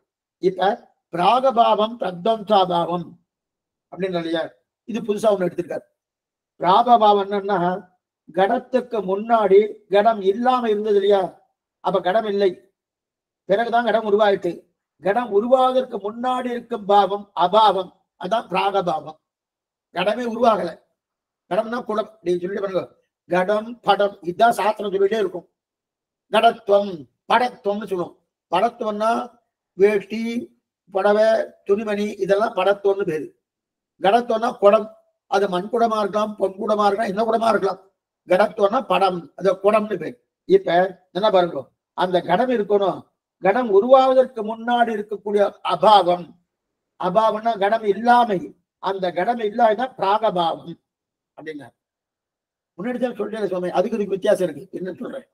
ரெண்டாவது பிரத்வம்சாபாவம், அந்த கடம் இருந்துட்டு கடத்தை போட்டு உடைச்சிட்டேன். உடைச்ச உடனே அது பொடிப்படியா போயிடுத்தணும், பொடிப்படியா மடக்கா போயிடுத்தணும் அப்படின்னா பிரத்வம்சம், பிரத்வம்சம் துவம்சம் ஆயிடுத்தணும். துவம்சம் தான் பொடிப்படியா போயிடுத்து, அதான் பிரத்வம்சாபாவம். அப்ப அதுதான் பிரத்வம்சாபாவம் அப்படின்னா. இப்ப என்ன சொல்றேன், இப்ப என்ன சொல்றாருன்னா சுவாமி, இந்த இடத்துல என்ன சொன்ன, ராகபாவம் தான் என்ன சொன்ன, குடம் உருவாவதற்கு முன்னாடி சொன்னீங்கன்னு. குடம் உருவாவதற்கு என்ன இருக்கும், மண்ணுதான் இருக்கும். மண்ணை வைத்து கொண்டுதானே குடம் பண்ணுவோம். அப்ப குடம் உருவாகிறதுக்கு முன்னாடி பிராகபாவம் பேர் சொன்னேனோ, அப்ப பிராகபாவம் இஷ்யூ கொல்ட்டு மண். அப்ப பிராகபாவம்னு சொன்னாலே மண். நீ ஏன் வேற எதையோ தேடுற? பிராகபாவம்னா எத்தையோ தேடிட்டு இருக்க. மண் தான். அந்த குடம் உருவாவதற்கு முன்னாடி தானே, உருவாகிறதுக்குள்ள என்ன இருக்கும், மண் தானே இருக்கும். அப்ப பிராகபாவம் என்பது மண்ணு வச்சுக்கோ. இப்ப கடம் இல்லை, மண்ணாக தானே இருந்தது. மண்ணைத்தான் ஏற்கனவே பிரத்யட்சமா நம்ம ஸ்தாபிச்சுட்டோமே. மண்ணுதான் இருக்கு, மண்ணுதான் இருக்கு, ஸ்தாபிச்சாச்சு அப்படின்னு. இப்ப இந்த கடத்துக்கு பிராபபாகம் என்ன, மண்ணு. அப்ப கடத்துக்கு பிரத்வம்சாபாவம், பிரத்வம்சாபாவம் மடக்கு ஓட்டாஞ்சல், அந்த பிரத்வம்சம் உடைச்சிட்டேன், பிரத்வம்சம் பண்ணினேன். சப்தங்கள் ஒண்ணு சமமே இல்லை. நம்ம பிரிச்ச வச்சுக்கோ, சுவாமி துவம்சம் பண்றார் பாருங்க, அவனா உடைக்கிறான்னு அர்த்தம். பிரத்வம்சம் உடைக்கிறார், துவம்சம்னா உடைக்கிறது. அப்ப பிரத்வம்சாபாவம் அவனா உடைச்சாச்சு, குடத்தை உடைச்சாச்சு. குடத்தை உடைச்சா என்ன ஆகும், ஓட்டாஞ்செல்லாம் இருக்கும், மடக்கா இருக்கும், சரகா இருக்கும் இல்லையா, அதுதான் பிரத்வம்சாபாவம். இதனுடைய அபாவம் என்பது தனிய பொருளாக சிருஷ்டிக்க பார்க்காது. ஏன்னா இதயம் அபாவம் தனியா இருக்காது, இதயம் பிரத்யட்சம் சேர்த்தாச்சு. ராகபாவமாகட்டும் பிரத்வம்சாபாவமாகட்டும் இது ரெண்டுமே தனியா ஒரு பிரமாணம் எடுக்காதே. இதயம் பிரத்யட்சத்துல ஸ்தாபிக்கப்பட்ட பொருள் தான். ஏன்னா ராகபாவம் முதல்ல மண்ணா இருந்தது, பிரத்வம்சாபாவம் மறுபடியும் மண்ணா எடுத்தணும். உடைச்சாச்சுன்னா என்ன ஆகும், அது ஓட்டாஞ்சல்ல மண்ணா படுத்தணும், அதனால அது ஸ்தாபித்தாச்சு. ஆகவே நீ சொல்ல அபாவம் பிரத்யட்சுகள் சேர்ந்ததான் என்பது ராமாயண சித்தாந்தம். சொல்லி முடிச்சுட்டார். இன்னும் விடலாம. இதுவரைக்கும் 3 பார்த்துருக்கோம். என்னென்ன பார்த்துக்கோம், ஸ்மிருதி, அதுக்கப்புறம் அபாவம், அதுக்கப்புறம் பிராகபாவம் பிரத்வம்சாபாவம். இப்ப அடுத்தது என்னது எடுக்கிறார், யூகம்னு ஒண்ணு எடுக்கிறார். யூகம், யூகம்னு என்ன, யூகுத்தி தெரிஞ்சுக்கிறேன், அதெல்லாம் அங்கதான் வந்துருப்பா. எப்படி சொல்றேன், யூகிக்கிறேன் எப்படி சொல்றோமோ அந்த யூகத்தி தெரிஞ்சுக்கிறேன். அதாவது 2 வஸ்துவில நல்லா பாருங்க புரியத்துக்காக. ஒரு சிலை இருக்கு, ஒருத்தருடைய சிலையை ஒருத்தர் பண்ணார். இல்லை இன்னைக்கெல்லாம் மெழுகாலே சிலை பண்ணிடுறான். அப்பெல்லாம் சிலை பண்றதுன்னா அவ இருக்க மாட்டா, அவ கிளம்பி போனதுக்கு முன்னாடி அந்த சிலையை பண்ணுவா. இப்பெல்லாம் இருக்கச்சே பண்ண ஆரம்பிச்சிட்டான். இருக்கட்டும், அது அவ ஆச்சார குஷலா இருக்கலாம் போல இருக்கு. சிலை பண்றா இல்லையா, அந்த சிலை மெழுகு சிலை அப்படியே பிரத்யட்சமா பண்ணிடுறா, தத்ரூபமா பண்ணிடுறா. இவர் போய் அங்க போய் நிக்கிறாரு. அங்க சிலையில என்ன மாதிரி உடுப்பு இருக்கோ அதே உடுப்பு போட்டுட்டு இவர் போய் நிக்கிறார். சாமி இவரா அவரா, இதுல யார் சிலை யார் சிலை அப்படின்னு பாக்கச்சே இவரு சிரிச்சிருந்து கையை அசைச்சுன்னு, இவர் சிலை இல்ல சுவாமி, பக்கத்துல இருக்கிற சிலைன்னு சொல்றோமோனோ. அப்ப இந்த இடத்துல இவர் அசைய வந்தது இல்லையா, இரண்டும் ஒன்றாக இருக்கும் போது அப்படின்னு நினைச்சிட்டு இருக்கு. எது அசைதுன்னு தெரியுது இல்லையா, அசைஞ்சதோ அந்த அசையா பொருள் என்ன யூகத்தை தெரிஞ்சுக்கிறவனோ என்ன யூகிக்கிறேன், ஓ இது அசைஞ்சிட்டு இது அசையல, அதனால இது சிலை. அப்ப அந்த யூகம் இருக்கு இல்லையா, அந்த யூகத்தை தெரிஞ்சுக்கிறவனும் அந்த யூகத்தை ஒரு பிரமாணமா வச்சுக்கோங்க. யூகத்தை யூகம் என்னன்னா, இவர் அசையல சுவாமி அதனால இது சிலை, இவர் அசைஞ்சபடியால இவர் மனுஷன் அப்படின்னு சொல்றோம்னா, அப்ப யூகிச்சதும் அப்படின்னா இல்ல, அந்த யூகம் பிரத்யட்சமா தான் சேரும். பிரத்யட்சமா இவரை பார்த்தா தான் அந்த யூகமே கிடைக்கும். பிரத்யட்சமா இவரை பார்க்கறதுனா அந்த யூகம் கிடைக்க இல்லையா, அது தனி பிரமாணம் கிடையாது. யூகத்தை தெரிஞ்சு கொள்றவனாலே அது பிரத்யட்சம் இருக்கவே தான் யூகித்துக் கொள்கிறேன் அப்படின்னு தெரிவித்தார். இதுவும் முடிஞ்சிட்டு அடுத்து என்னது சம்சயம், இன்னொரு சந்தேகம். சம்சயம் அதாவது நாம் பிரத்யட்ச கிரகிக்கிறவன்றாலே பேதத்தோடு கிரகிக்கிறோம். தான் நம்ம சம்பிரதாயத்தில் ரொம்ப முக்கியம். இது இந்த விஷயம் தான் ரொம்ப முக்கியம். பேதத்தோடு கிரகணம். முதல்ல பின்னம் என்றுதான் கிரகிப்போம். அதாவது நல்லா பாத்துங்க, ஒரு ஒரு ஆளை பார்த்த உடனே இவர் என்ன கிரகிக்கிறவன் நினைக்கிறான் இல்லையா, அப்படி இல்லை. ஒருத்தரை பார்க்கிறோம், ஒருத்தரை பார்த்த உடனே இவர் தான் சுவாமி அப்படின்னு நினைக்கிறோம், அப்படி நம்ம பார்க்க மாட்டோம். அப்படின்னா இவரை பார்த்த உடனே இங்கே என்பது இங்கே இவர் எப்படி நினைக்கிறா, இவர் இருக்கிற அசாதாரண ஆகாரம், இவர் இவர் சிரிப்பாரா, இவர் பளிச்சுன்னு இருப்பாரா, இவர் உயரமா இருப்பாரா, கழுத்தை மாலை போட்டு இருப்பாரா, கையில கைத்தொழியா இருப்பாரா, இதெல்லாம் வந்து கிரகிப்போம்னா இதெல்லாம் பார்க்க மாட்டோம். அப்ப என்ன பார்ப்போம்னா, புரியத்துக்காக ஒரு மல்லிகை பூவை பார்த்து என்ன பண்ணுவான், இவர் மல்லிகை பூவுடைய நிலை இல்ல, இவர் வேறு. இவர் கச்சங்கட்டின்னு இருக்கார காத்து இவர் வேறு. இவர் வேட்டி கட்டிங்களா பேண்ட் போட்டு இருக்காரு, இவர் வேறு. அப்படின்னா வேறுபடுத்தி பார்க்கக்கூடிய தன்மை தான் நமக்கு உள்ளமே போகும்போதால பொருளை ஸ்தாபிக்கிறதுக்கு முன்னாடியே அவருடைய ஸ்தாபிப்பதற்கு அதற்கு இருக்கும் அடையாளங்களுடைய வியாபித்தி அர்த்தம், அதாவது விசேஷனம். அந்த விசேஷனம் என்றாலும் வியாபித்தி அர்த்தம். அப்படின்னா இது விசேஷம்னா அதுக்கு அடைமொழின்னு பேரு. அடைமொழின்னா என்ன அர்த்தம், உயரமான பருமனான வெளுப்பா இருக்கிற மனிதன் வந்தார்னா இது எல்லாம் விசேஷனம். உயரம், பருமன், வெளுப்பு, இதெல்லாம் விசேஷனம். இந்த ஒவ்வொரு விசேஷன பயன் என்ன தெரியுமா, என்ன உயரமா இருக்காருன்னு சொன்னாலே உள்ளமா இருப்பது வேறுபடுத்துறது. நல்லா பாத்துக்கோ, முதல்ல ஒருத்தரை பார்க்கறச்சே வேறுபடுத்தக்கூடிய தன்மை தான் நம்ம மனசுக்கே படும். நல்லா பாத்துக்கோ, வேறுபடுத்தக்கூடிய தன்மை தான் நம்ம நினைச்சுட்டு இருக்கோம் இல்லையே. மனுஷத்தனை படம் இல்ல, அவர் இவரை காட்டிலும் வேறுபட்டவர், இவரை காட்டிலும் வேறுபட்டவர், இதுதான் படுத்தப்படும். உயரமா இருக்கான்னு பார்த்தோமோ அப்ப குள்ளமா இருப்பது வேறுபடுத்தும். அதே போல வெள்ளையா இருக்கான்னு பார்த்தோமோ கருப்பா இருப்பது வேறுபடுத்தும். அதே போல பருமனா இருக்கான்னு பார்த்தோமோ அதே போல அவர் எப்படி இருக்காருன்னா ஒல்லியா இருக்கான்னு வேறுபடுத்தும். இதுக்குதான் வியாபித்தி அர்த்தம்னு பேரு. அப்ப அதுதான் விசேஷனம். அந்த பேதத்தோடு தான் கிரகிக்கும். எதுக்கு சொன்ன, எந்த வஸ்துவா இருந்தாலும் வேறுபாட்டோடு தான் கிரகிப்போம். இதுதான் ஸ்ரீ வைஷ்ணவ சம்பிரதாயத்துல முக்கியமான கொள்கை. ஸ்ரீ வைஷ்ணவ சம்பிரதாயத்தில் முக்கியமான வேறுபாட்டோடு தான் கிரகிக்கும். வேறுபாடே கிடையாது என்பதுதான் அத்வைத்தம். புரியுதா, வேறுபாடே கிடையாது, வேறுபாடே கிடையாது என்பதுதான் அத்வைத்தம். பேதமே கிடையாது அப்படின்னா அத்வைத்தம். புரியத்துக்காக சொல்றேன். எந்த வஸ்து எடுத்துட்டாலும் படியேறி நீங்க பாக்குறீங்க, எங்கேயோ இடத்துல முதல்ல பாக்குறேன்னு வச்சுக்கோங்க. பார்த்த உடனே என்ன தோணும், இவர் இந்த மாதிரியா அந்த மாதிரியா அந்த மாதிரிலாம் தோணாது. இவர் இதுல இருந்து வேறுபட்டவர், இதுல இருந்து வேறுபட்டவர், இது அதுதான் முதல்ல மனசு. இல்லையே அந்த மாதிரி படலையே சொன்ன அவ்வளவு குயிக்கா நமக்கு படுறது, அவ்வளவு சீக்கிரமா மனத்துல படுறது. இதுல இருந்து வேறுபட்டவர், இதுல இருந்து வேறுபட்டவர், இவர் உயரமானது வேறுபட்டவர், இவர் ஒல்லியா இருக்கிறது வேறுபட்டவர், இவர் கருப்பா இருக்கிறது வேறுபட்டவர், இவர் இன்னார காட்டிலும் வேறுபட்டவர் அப்படின்னு ஒவ்வொன்றும் வந்துட்டே இருக்கும். அந்த வேறுபட்ட தன்மை தான் முதல்ல தெரியும். அத்வைத்தி அது ஒத்துக்கல, கிடையாது கிடையாது, வேறுபட்டதே கிடையாது அப்படின்றாரு. வேறுபட்டது இப்ப நமக்கு வேறுபட்டது வராது. ஒரு சந்தேகம் இருக்கணும். குழந்தைக்கு முதல்ல வேறுபட்ட தன்மை தான் புரியும். சிறு குழந்தை 2 வயசு குழந்தை வச்சுக்கோ, அதுக்கு என்ன ஞானம் இருக்கும்? அதுக்கு வேறுபாடுதான் முதல்ல கிரகிக்கும். அதுக்கு இந்த பொருள் ஏதாவது தெரியுமா? எதுவுமே தெரியாது. தெரியாம இருக்க செய்தியும் வேறுபாடு கிரகி. இதான் ஸ்ரீபாஷ்யத்துல சுவாமி எடுத்திருக்காரு. இந்த தார்க்கிகா ஆட்சேபிக்கிறான், ஆட்சேபிச்சவனே ஸ்ரீபாஷ்யத்துல சுவாமி எடுக்கிறார். இதே எக்ஸாம்பிள் தான், அதே எக்ஸாம்பிள் சொல்றேன். ஒண்ணுமில்லை, ஒரு சிறு குழந்தை, இந்த காலத்து குழந்தையா இருந்தா இன்னைக்கு தட்டுறது தான் வச்சுட்டு விளையாடும். அப்படியே சொல்றது ஒரு 60-70 வருஷம் குழந்தை. அப்பெல்லாம் சொப்பு சாமான் வச்சுட்டு இருப்பா. என்னென்ன சொப்பு?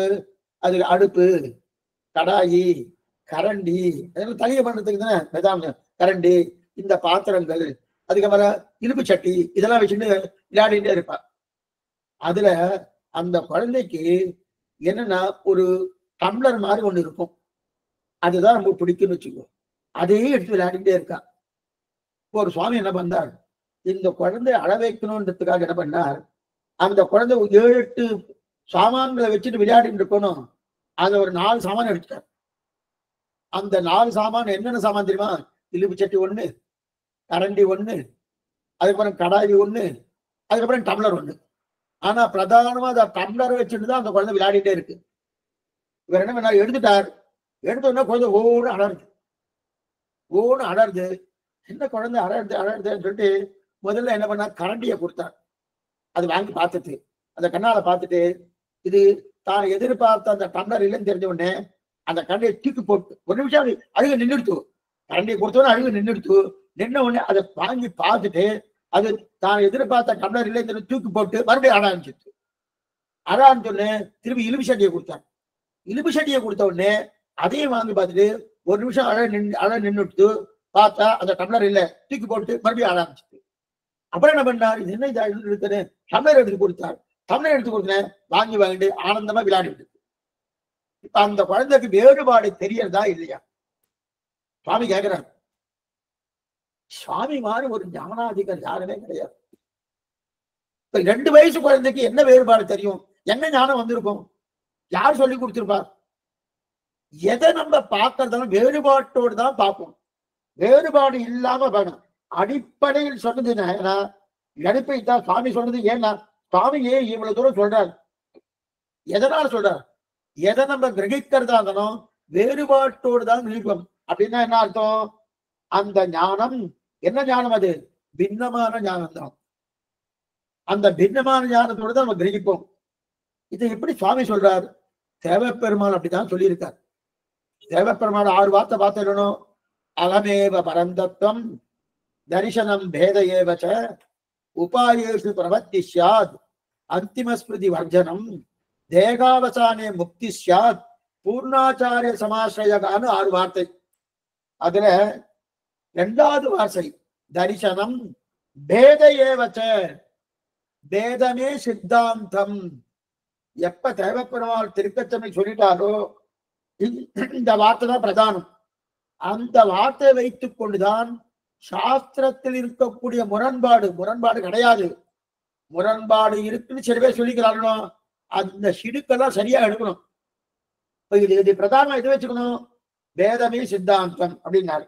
அப்ப பேதம் சித்தாந்தம்னா அந்த பேதத்தை தான் கிரகிக்கும். ஒண்ணுமில்லாத ஒரு குழந்தை, அந்த குழந்தை இலுப்பு சட்டியை கொடுத்தாலும் அழருது, கடாயை கொடுத்தாலும் அழருது, கரண்டியை கொடுத்தாலும் அழருது. கடைசியில அதுக்கு பிடித்த டம்ளரை கொடுத்த உடனே அழுக நிறுத்தி விளையாடிட்டு இருக்கு. அப்ப அதுக்கும் வேறுபாடு அந்த குழந்தைக்கு தெரிய தோணும். 2 வயசு குழந்தைக்கு எங்கேயோ போக வேண்டாம். எதுவும் சொல்ல வந்தேன்னா, அப்ப இதை ஸ்தாபிக்கிறவனோ இதை ஸ்தாபிக்கிறன்னா ஒவ்வொரு வஸ்துவும் வேதத்திலிருந்தே பார்க்கணுமா? உடனே ஒருத்தர் கேட்டார், சுவாமி அப்படின்னா ஒருத்தர் ஸ்தாபிக்கணும்னு வச்சுக்கேன், இன்னாருக்கு மாதவன் பேரு. அந்த மாதவன் சுவாமியை நான் ஸ்தாபிக்கணும். அவர் கேசவனை காட்ட வேறுபட்டவர், அதே போல தூணை காட்ட வேறுபட்டவர், அவர் மரத்தை காட்ட வேறுபட்டவர். இந்த மாதிரி 1,00,000 விஷயங்கள் சொல்லணும். சுவாமி என்னைக்கு சுவாமி முடியாது? நீங்க வேறுபட்டவர்னு சொல்லிட்டு இருக்கே, என்னைக்கு முடியாது அப்படின்னா, வேறுபட்டவர் நீங்க சொல்றது என்ன அர்த்தம்? வேறுபட்டவர்னு சொன்னா ஒன்னே ஒண்ணு சொன்னாலும் போறோம் அதை கட்ட வேறுபட்டார் உடனே அது ஸ்தாபிக்கப்படுறது. மாதவன் கேசவனை காட்டின வேறுபட்டவர் சொல்லியாச்சு, மாதவன் ஸ்தாபிக்கப்பட்டான்னு அர்த்தம். அதுதான் அர்த்தம். இது போல கடத்துவம்னா கடத்துவத்துடைய தன்மை கடத்துவம், படத்துவம்னா படத்துவத்தின் தன்மை கடம். படத்துவம் எத்தனை பேதம் இருக்கோ அத்தனை பேதம் ஸ்தாபிக்கிறது அர்த்தம் இல்ல. கடத்துவத்தில் கடத்துவம் இருக்கு, அவ கடத்தம் வேறல்ல, படத்துவம் வேறல்ல. அதே போல ரத்னம் இருக்கணும், ரத்ன பேதமும் கடம்தான். ஆகையால் வேதமும் கடத்துவமும் ஒன்று, வேதமும் கடத்துவமும் ஒன்று. நல்லா புரிஞ்சுக்கோ. அப்பன்னா இந்த பேதம் சொன்னபடியாலே அந்த பேதத்தை காட்டிலும் வேறுபட்டதா இருக்கிற இதுவும் இன்னும் ஒண்ணு. அப்படின்னா எப்படி தெரியுது? இதுதான் இது வேதம் கடத்துவம் அப்படின்னா சித்தாந்தமே இதுதான். அப்படின்னா இந்த ரெண்டும் வெவ்வேறு சொல்லப்படாது. வேதமும் கடத்துவமும் ரெண்டு வெவ்வேறு சொன்னாலும் ஆபத்து வரும். கடத்துவம் என்பதும் படபேதம் என்பதும் வெவ்வேறு சொல்லிட்டா கடம் ஒன்றாக இருக்கும், கடத்துவம் தனியாக இருக்கும் அப்படின்னு கிடையாது. கடத்துவமும் அதுக்குள்ளேயே இருக்கும். அப்ப அந்த வேறுபட்ட தன்மை என்பது இருந்தது, அது வேறுபட்டது. வேறுபட்டதுனாலே கடத்துவம் வந்துருவோனும், அவன் படத்துவனால வேறுபட்டதுனால படத்துவம் வந்துருவோனும். ஆக பேனா பேதம் ஒன்றாக நிற்கும். பாருங்க, பேனானது பென்சிலை காணும் வேறுபட்டதுன்னு தெரியணும். இப்ப பேனா பேதம் ஒன்னா நிற்கும், மனுஷ பேதம் ஒன்னா நிற்கும். அப்ப ஒரு இடத்தை தெரிஞ்சு கொள்வதற்கு நான் என்ன நல்லா புரிஞ்சுக்கணும். என்ன புரிஞ்சுக்கணும்னா ஒண்ணுமில்லை சுவாமி இந்த இடத்துல. அப்ப இது இத்தனை பேதம் சொன்னோம்னா ஒரு பேதம் சொன்னாலே போறோம், அதை காட்டிலும் வேறுபட்டது அதுவே இது அப்படின்னு சொல்லி வச்சுனா போறோம். சரி, இப்ப தனித்தனியா சொல்லணும், தனித்தனியா சொல்ல வேண்டிய அவசியம் இல்லை. இதுக்கப்புறம் படத்துவ பேதம் என்றாலே கடத்துவம், கடத்துவ பேதம் சொன்னாலே படத்துவம். சரி, படபின்னமாக கடம் இருக்கு. அப்ப இது இத்தனையும் வேறு என்று சொல்லாத கடம். ஆகவே பேதமும் கடத்துவமும் ஒன்று தான் என்கிறார். பேதமும் கடத்துவமும் ஒன்றுதான். பேதம் என பேதமே சித்தாந்தம், தரிசனம் பேதையேவச்ச. யார் சொன்னது? தேவபெருமான் சொன்னார். அதனால பேதமே சித்தாந்தம் சொல்லிட்டார். சரி, அப்படி தெரியலையே சுவாமி. ஏன்னா பேதம்னு சொன்னாலே உடனே உடல பூர்வபட்சி உடவே இல்லை. அப்படி தெரியலையே சுவாமி. பேதம்னு சொன்னாலே நிறைய கேள்வி வருது, நிறைய கேள்வி வருது. புரியத்துக்காக சொல்றேன். இப்ப என்ன பண்ண கேள்வி வருது? கடம் என்று சொல்லும் போது ஒரு கேள்வி வரல. படபின்னம் என்று சொன்னாலே எதிலிருந்து கேள்வி வருது பாருங்க. என்ன வந்துங்கோ, எக்ஸாம்பிளோட சொல்றேன். இப்ப பேதம்னு சொன்னாலே அதுல நிறைய அதுல நிறைய கேள்விகள்லாம் வருது பாருங்க. புரியத்துக்காக யாரு பூர்வபக்ஷி ஆட்சேபிக்கிறான். பூர்வபக்ஷினா யாருன்னு சொன்னேன், சித்தாந்தினே யாருன்னு சொல்லிட்டேன். இப்ப கடம் என்று சொல்லும் போது குடம் கேள்வியே வரல.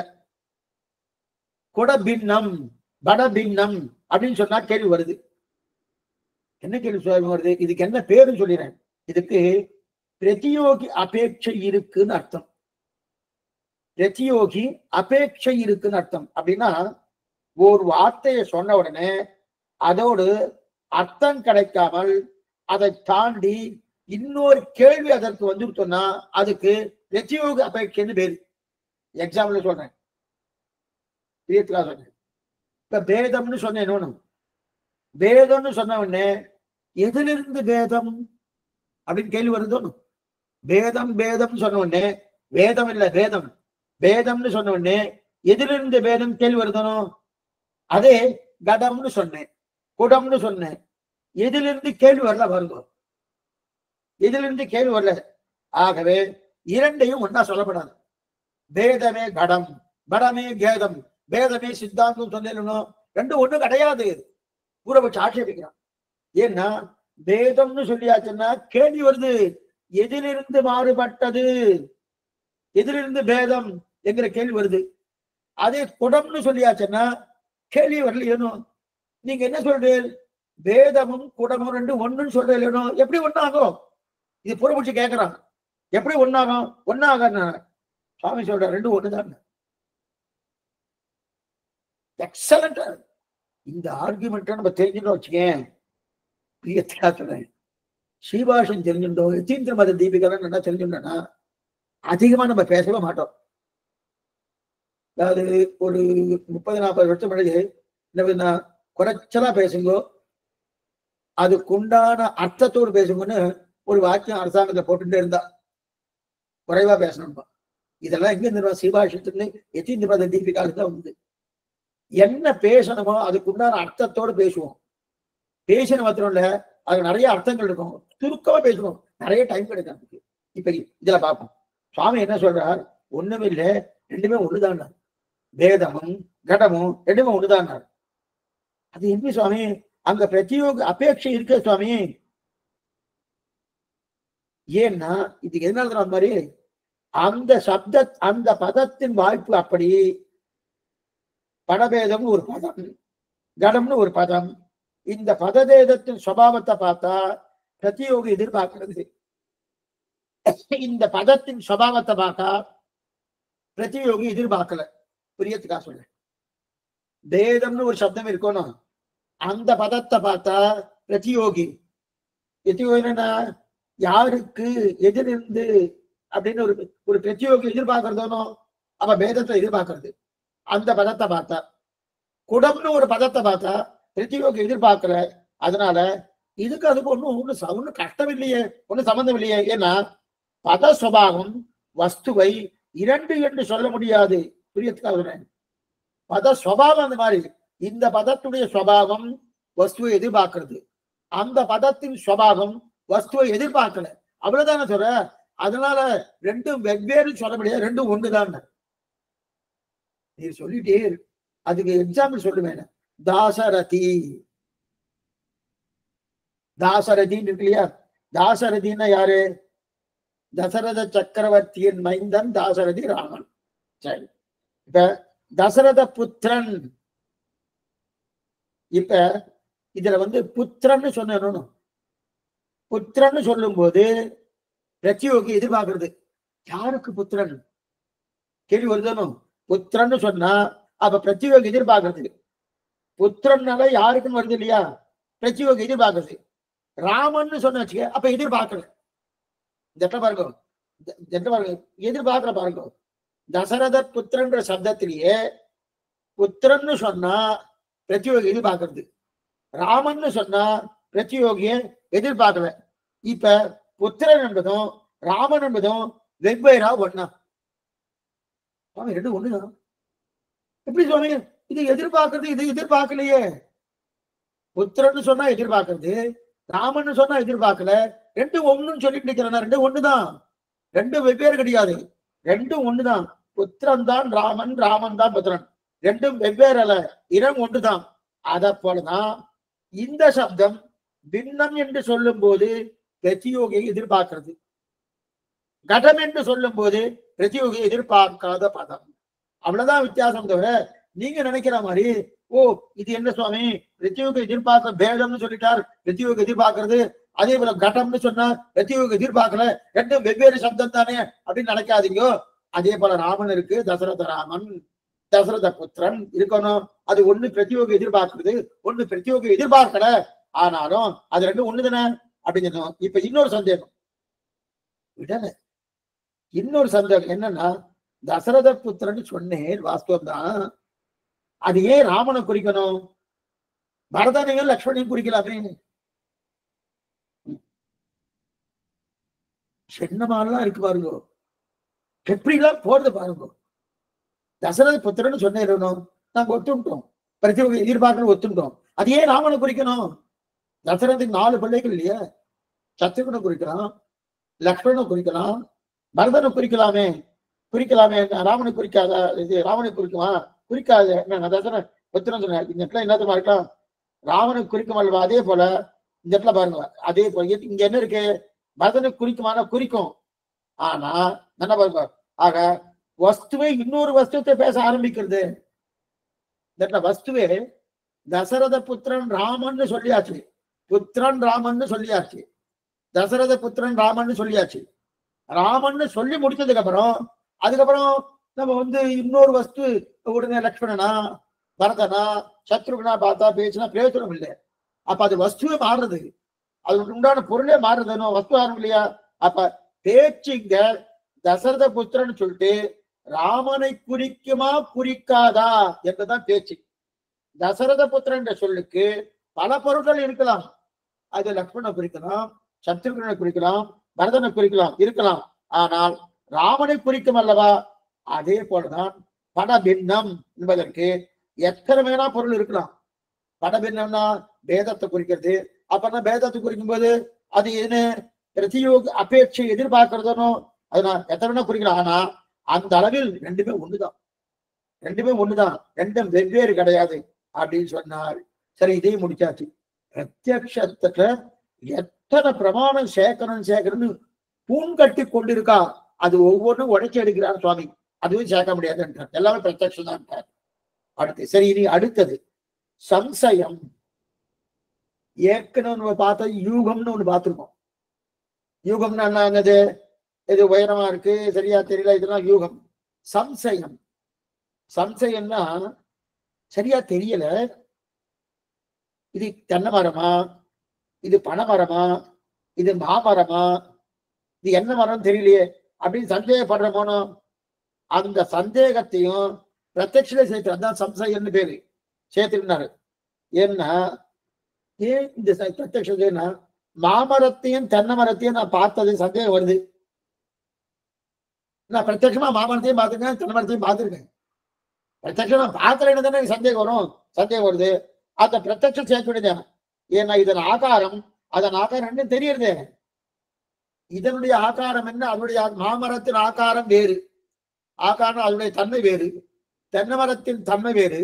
அப்ப மாமரத்தின் தன்மை தன்மரத்தின் தன்மை வேறா இருக்கிறபடியாலே அது பிரத்யட்சமா அவனுக்கு தெரிகிறபடியாலே இத நீங்க அந்த சம்சயத்தை ஒரு பிரமாணமாக சேர்க்க முடியாது, அதையும் பிரத்யட்சத்திலே சேர்த்துரு அப்படின்னு சொல்லிட்டார். அதுக்கு ஒண்ணு விடல, பிரதிபா, பிரதிபான்னு ஒண்ணு எடுத்திருக்காரு. பிரதிபான்னா இந்த கவிகள்லாம் எழுதுனா பாருங்க, அவளுக்கு ஒரு சாமர்த்தியம் உண்டு. இவர் இருக்கா இல்லையா காளிதாஸ், மகாகவி காளிதாஸ், மகாகவி காளிதாஸுக்கு நிறைய சாமர்த்தியம் உண்டு. ஒண்ணுமில்லாத நம்ம ஒரு மேதையை பார்த்தோம் வச்சுக்க, நமக்கு மேதையா தெரியும்.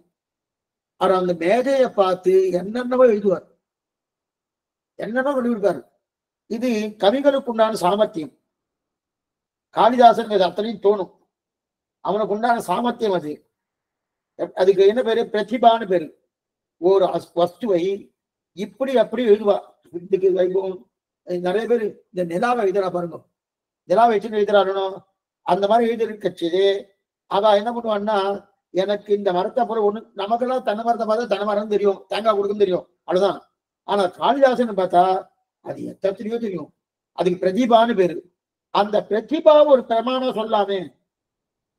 ஏன்னா அந்த பிரமாணத்தை வைத்துக்கொண்டு என்ன தோன்றதுன்னா, வெறும் பச்சைமான, நமக்கு வெறும் பச்சைமானமா தெரியும், அதுக்கு நிறைய விசேஷணங்கள் தோன்றது யாருக்கு? காளிதாசனுக்கு. அதாவது அது தனி பதார்த்தமாக தோன்றிருக்கு இல்லையா, அந்த பதார்த்தம் தோன்ற வைத்த பிரமாணம் இருக்கு இல்லையா, அப்ப பிரதிபா ஒரு பிரமாணம் அப்படின்னு வச்சிருந்தாருன்னா, இந்த கவிகளுக்கு ஒரு சாமர்த்தியம் பிரதிபா வந்தது இல்லையா, அந்த பிரதிபா ஒரு பிரமாணம். ஏன்னா பிரதிபாவை வைத்துக் கொண்டு எனக்கு என்ன தெரியாது இல்லையா, இதை நம் சம்பிரதாயத்தை பார்க்கலாம், நம்முடைய சம்பிரதாயத்தை பார்க்கலாம். பிரதிபாவை கவிகளுடைய சாமர்த்தியத்தை தான் பார்க்கணும். எங்க பார்க்கணும்னா, புறத்தாழ்வாடிய திருக்குமாரான் பராசர பட்டர். அந்த பராசர பட்டர் நம்பெருமாளுக்கு திருமஞ்சனம் சேவிக்கிறார். சேவிக்கச்சு திருமஞ்சன கட்டியம், நீங்களும் பார்த்துருப்பேன் திருமஞ்சன கட்டியம். அந்த திருமஞ்சன கட்டியத்துல அவர் ஒவ்வொரு நாளும் நம்பெருமாளை சேவிக்கும் போது ஒவ்வொரு விதமா சேவை சாய்க்கிறார். நம்பெருமாள் என்ன சாதிக்கிறார்னா, என்னன்னா மந்திர பர்வதம் அசைந்து வருகிறார் போல இருக்கு அப்படின்னு ஒரு தடவை சொல்றார். மந்திர பர்வதம், மந்திர பர்வதம்னா அது ஒரு பர்வதம், பர்வதம்னா மலை. அந்த மலையே அலைந்து அசைந்து வருகிறார் போல நம்பெருமாள் சேவை சாய்க்கிறார். இது ஒரு தடவை. ஒரு நாள் இந்த மாதிரி சொல்றார். இன்னொரு நாள் காலமேகத்தை கொட்டுவதற்கு காத்து கொண்டிருக்கிறா போல இருக்கு. காலமேகம் தாளடைந்தோர் தன்கட்கு தானே வடிவுத்தனையாம் காலமேகத்தை கதியாக்கின் நம்மாழ்வார் பாடுறோம் இல்லையா, அதை வச்சுன்னா அந்த காலமேகம் சொற்றத்துக்கு காலமேகம்னா நேர்ந்து வருஷம் மழை பொழியறதும் அது சொற்றத்துக்கு காத்துட்டு இருக்கா போல அந்த மாதிரி சேவை சாய்க்கிறார். இது பட்டருக்குண்டான பிரதிமான பேர். பிரதிபா, பிரதிபா இல்ல, பிரதிபானா பொம்மைன்னு பேரு. பிரதிபா, பிரதிபா. அப்பனா நம்பெருமாள் என்னென்ன மாதிரி அவருக்கு சேவை சாய்க்கிறாரோ அந்த மாதிரி இவர் பாடுறாரோ. இப்ப மகாகவி காளிதாசன் அந்த மாதிரி தான் பாடுறாரு, இவர் அது மாதிரி பாடுறாருனோ. ஆனா இதெல்லாம் எங்க இருக்கு? இதுக்கு பிரதிபா. ஆனா இதெல்லாம் பிரத்யட்சத்துக்கான வேறு பிரமாணம்னு ஒத்துக்கொள்ள முடியுமான்னா வாதம் வந்துட்டு. இதெல்லாம் பிரத்யட்சம் கிடையாது, பிரத்யட்சம் என்ன அப்படி கிடையாது. பிரத்யட்சம் இல்லாம பிரதிபா வேலை செய்யாது. இப்ப ஒண்ணுமில்லை, பராசர பட்டர் என்ன தெரிவிக்கிறார்? மந்தர பர்வதம் போல அசைந்து வருகிறார் போல நம்பெருமாள் சேவசாய்க்கிறான்னு சொன்னார். காலமேகம் சொட்டுகிறார் போல சொட்டக்கூடிய தமிழை நம்பெருமாள் சேவசாய்க்கிறான் இல்லையா? நம்பெருமாளை பிரத்யட்சமா சேவிச்சு இதை பாடுறாரா இல்ல சேவிக்காமே எங்கேயோ பார்த்துட்டு பாடுறாரா? அவர் பிரத்யட்சம் தான் பாடுறாரு. அப்ப இது பிரத்யட்சமா இருக்கிறபடியாலே இந்த பிரதிபாவையும் பிரத்யட்சத்தெல்லாம் சேர்க்க முடியுமே தவிர இது தனி பிரமாணம் கிடையாது. சுவாமி சொல்றது இல்லையா? சுவாமி சொல்றது இது தனி பிரமாணம். அப்ப அது பிரதிபா வேலை செய்யும். ஏன்னா இப்ப நம்பெருமாளே இல்லைன்னு வச்சுக்கேன், அந்த பிரதிபா வேலை செய்யுமா? வேலை செய்யுமா? நம்பெருமாள் இல்லைன்னா யாருக்கு திருமஞ்ச வேண்டிய பாடுவார்? பாடுபடுகிற சரி சுவாமி எனக்கும் தோன்றாது அவருக்கும் தோன்றாது. சரி சுவாமி, உடனே ஒரு கேட்டார், குரு வச்சு கேட்கிறார், சரி எனக்கு தோணலையே சுவாமி, அவருக்கு தோணி இருக்க, அது பிரமாணம் எடுத்துக்கலாமேன்னா. அவருக்கு தோணி இருக்குன்னா அவரு புண்ணியம் பண்ணியிருக்கார், புண்ணிய புருஷர். புண்ணிய புருஷரான அவருக்கு தோன்றது, அவர்கிட்ட புண்ணியம் இருக்கு. அவர்கிட்ட புண்ணியம் இருக்குன்றதுக்காக பிரமாணம் ஆகாது, அவருடைய ஆச்சார அனுகிரகத்தால தோன்றது. அதனால அதுவும் பிரத்யட்சம் தான் இருப்பினும் பிரத்யட்சத்துக்கு மேலே புண்ணியம் என்கிற சிறப்பு கூட்டுகிறது. அதனால்தான் பாடுறாரு. சரி சுவாமி, இதை நாம் பார்க்கிறோம். அதாவது இந்த மாதிரி ஒவ்வொரு பிரமாணத்தையும் கூட்டினாலும் குழப்பம்தான் வரும். ஒவ்வொரு பிரமாணத்தையும் எத்தனை இதுவரைக்கும் 8, 9 பார்த்துருக்கோம். பிரத்யட்சத்தோட இதெல்லாம் சேரு, இதெல்லாம் சேரு, இதெல்லாம் சேருன்னு 8, 9 எல்லாமே பிரத்யட்சம் சேர்த்துறாரு. குழப்பம்தான் மிச்சமாகும். அதனால இதெல்லாம் சேர்க்க முடியாது. அப்ப நம் சுவாமி இதை அனுமதிப்பதே கிடையாது. அனுமதிக்கிறானா? அனுமதி. ஏன்னா நல்ல சட்டத்தை ரொம்ப சுலபமாக வைத்து வரியே இல்லாமல் சுலபமா பெருமா அடைவதற்கு சித்தாந்த பண்ணினவர் சுவாமி. சட்டம் இருக்கு, சில சட்டங்கள்லாம் ரொம்ப சுலபமா இருக்கணும். சட்டங்கள் சிரமமா இருந்தாலே லோகத்துல வாழ முடியாது. சுலபமாவும் நம்முடைய வாழ்க்கைக்கு தந்தாமல் இருக்கணும். அப்ப இதுதான் வேதாந்தம். வேதாந்தத்துடைய சட்டங்கள்லாம் சுலபமா இருக்குன்னு சுவாமி காட்டியிருக்காரு. அத்தனை சுலபமா இருக்கணும். அது என்ன நல்லா சித்தாந்தம் படிக்கிறார். இப்ப மேல நாட்டுக்கும் நமக்கும் என்னன்னா, அவக்கெல்லாம் என்னன்னா, அவ மேல நாட்டுக்கு எதற்கும் எல்லாம் கொண்டுட்டே இருக்கா. என்னைக்கோ பண்ணா ராமானுஜன், இன்னைக்கு அவெல்லாம் அன்னைக்கு கொண்டாடுறா. அவட்டுக்கும் சட்டம் ரொம்ப சுலபமா. ஏன்னா இந்திய பிரதேசத்துல பாரத தேசத்துல சட்டம் கொஞ்சம் சமமா இருக்கு. அந்த ஊர்ல சட்டங்கள்லாம் அவ்வளவு சுலபமா இருக்குன்னு சொல்றாலும் இது அன்னைக்கே சுவாமி பண்ணிட்டார். அதை அவ மேற்கொண்டு அதை நடைமுறைப்படுத்தலையே தவிர சுவாமி இருக்கிற பரியந்தம், அதுக்கப்புறம் ஏன் மணவாள மாவனிகள் பரியந்தம் இது நடைமுறைப்படுத்தப்பட்டுதான் இருந்தது. அதுக்கப்புறம் ஒவ்வொன்னா வந்து தோணும். ஒவ்வொரு ஊர்ல இருந்து வேறு மதத்தவர் வந்த உடனே இந்த மதத்தை அழிக்கிறதுக்காக ஒவ்வொன்றும் அவ மாத்திட்டே வந்துட்டா. சரி, இப்ப மேல நாட்டுக்கு இதுக்கு ராமானுஜர் இவ்வளவுதான் பண்ணியிருக்காரு. ஒன்னும் சமமே இல்லை. அவ்வளவு வேதாந்தமாகட்டும் சம்பிரதாயம் ரொம்ப சுலபம். சிற்ற வேண்டா சிந்திப்பே அமையும். இந்த விஷயத்திலிருந்து கொஞ்சம் வேறுபட்டதா இதுதான் சொல்லிடுறேன். மற்றொன்றில்லை சுருங்க சொன்னோம் மாநில தெவ்வியற்கும் சிற்ற வேண்டா சிந்திப்பே அமையும். சம்பிரதாயம் என்ன தெரியுமா? நினைவுதான் சம்பிரதாயம். அவன் சரணாகதிதான் நினைவுன்னு சொன்ன. இது கூட நினைவு. ஆமா, அந்த ஞாபகம் வந்தாலே போறோம், உடனே அதுக்குண்டான அனுஷ்டானம் அவனுக்கு வந்துடும். அந்த நினைவு உண்மையா இருக்கணும். அதான் தெரிவிக்கிறா இல்லையா? ஆக இது வரைக்கும் அவர் சொன்னது இதெல்லாம் கிடையாது கிடையாது கிடையாதுன்னு சொல்லிட்டார். இருந்தாலும் பூர்வபட்சம் விடுறதா இல்லை, யதார்த்தம்னு ஒண்ணு எடுத்துட்டான். அடுத்தது யதார்த்தம், சர்வ விஞ்ஞானம், அனைத்தும் அறிவு. எந்த அறிவாக இருந்தாலும் ஒன்று, பொய் என்ற ஓர் அறிவு கிடையாது, பொய் என்பது உண்டு.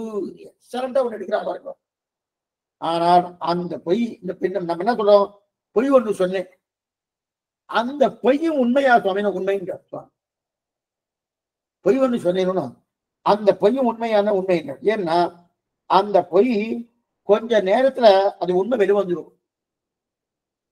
அந்த பொய் என்பது உண்மை கொஞ்ச நேரத்துல இல்லை. அவ்வளவு. ஏன்னா அந்த பொய்யானது கொஞ்ச நேரம் தான் இருக்கும்.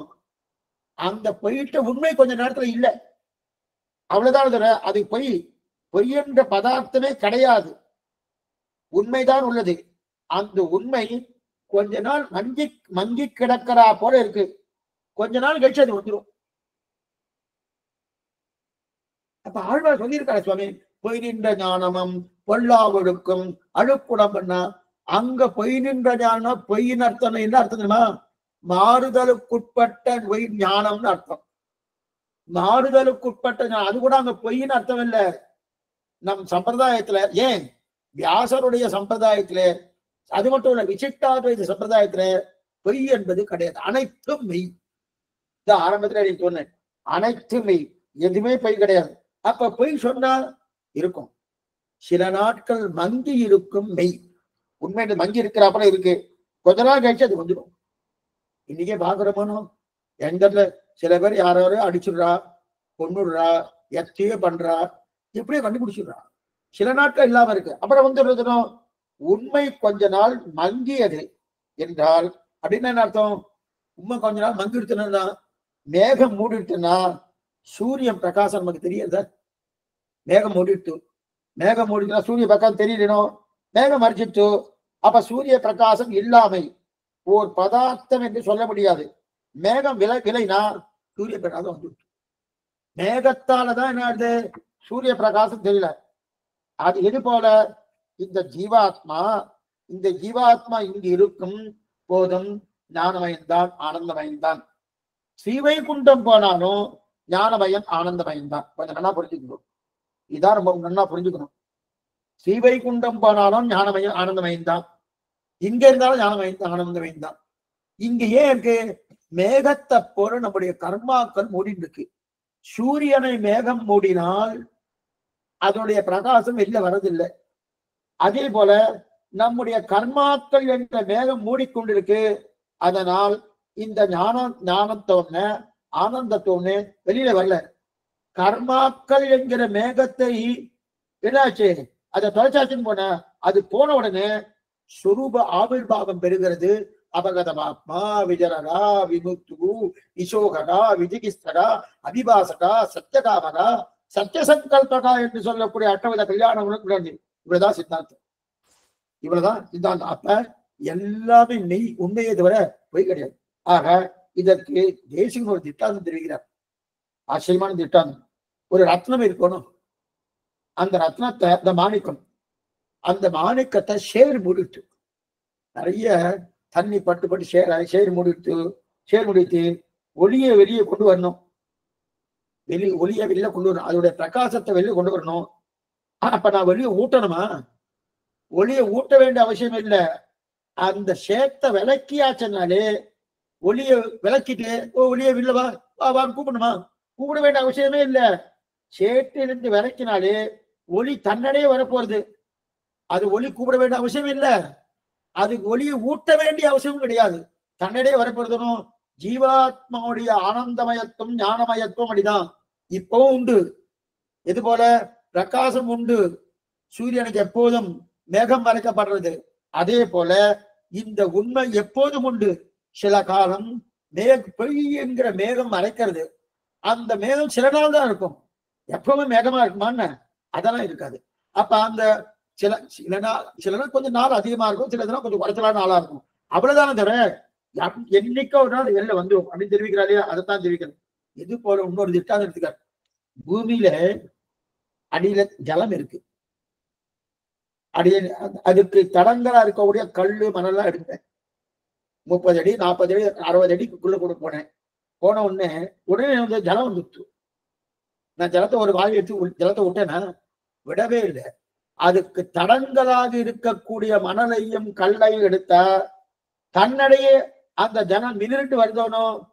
அதே போல அங்க போனாலும் நம்ம ஜீவாத்மா தான், பரமாத்மா தான் இருப்பாரு. இது இருக்குன்னா சொரூபம் மாறுமானா மாறவே மாறாது. சொரூபத்தை உருவாக்கவும் முடியாது. இதுதான் நம்ம சித்தாந்தம் ரொம்ப முக்கியம். சுரூபத்தை உருவாக்கவும் முடியாது, சுரூபத்தை மாற்ற முடியாது. ஆத்மஸ்வரூபத்தை நல்லா பாருங்க, நல்லா மூடிட்டு இருக்கு. மூடிக்கொண்டு இருக்கக்கூடிய ஆத்மஸ்வரூபத்தை சுரூப ஆவிர்வாவம் பெற்றால் அது தன்னிடையே கிடைக்கிறது. படிச்சிருக்கிறீங்க? இப்ப விஷயம் யார் சொல்லியிருக்கா? வேத வித்துக்கள் அனைவரும் ஒன்று சேர்ந்து ஒருவிடராக கொள்ள யதார்த்தமான விஷயம் இது.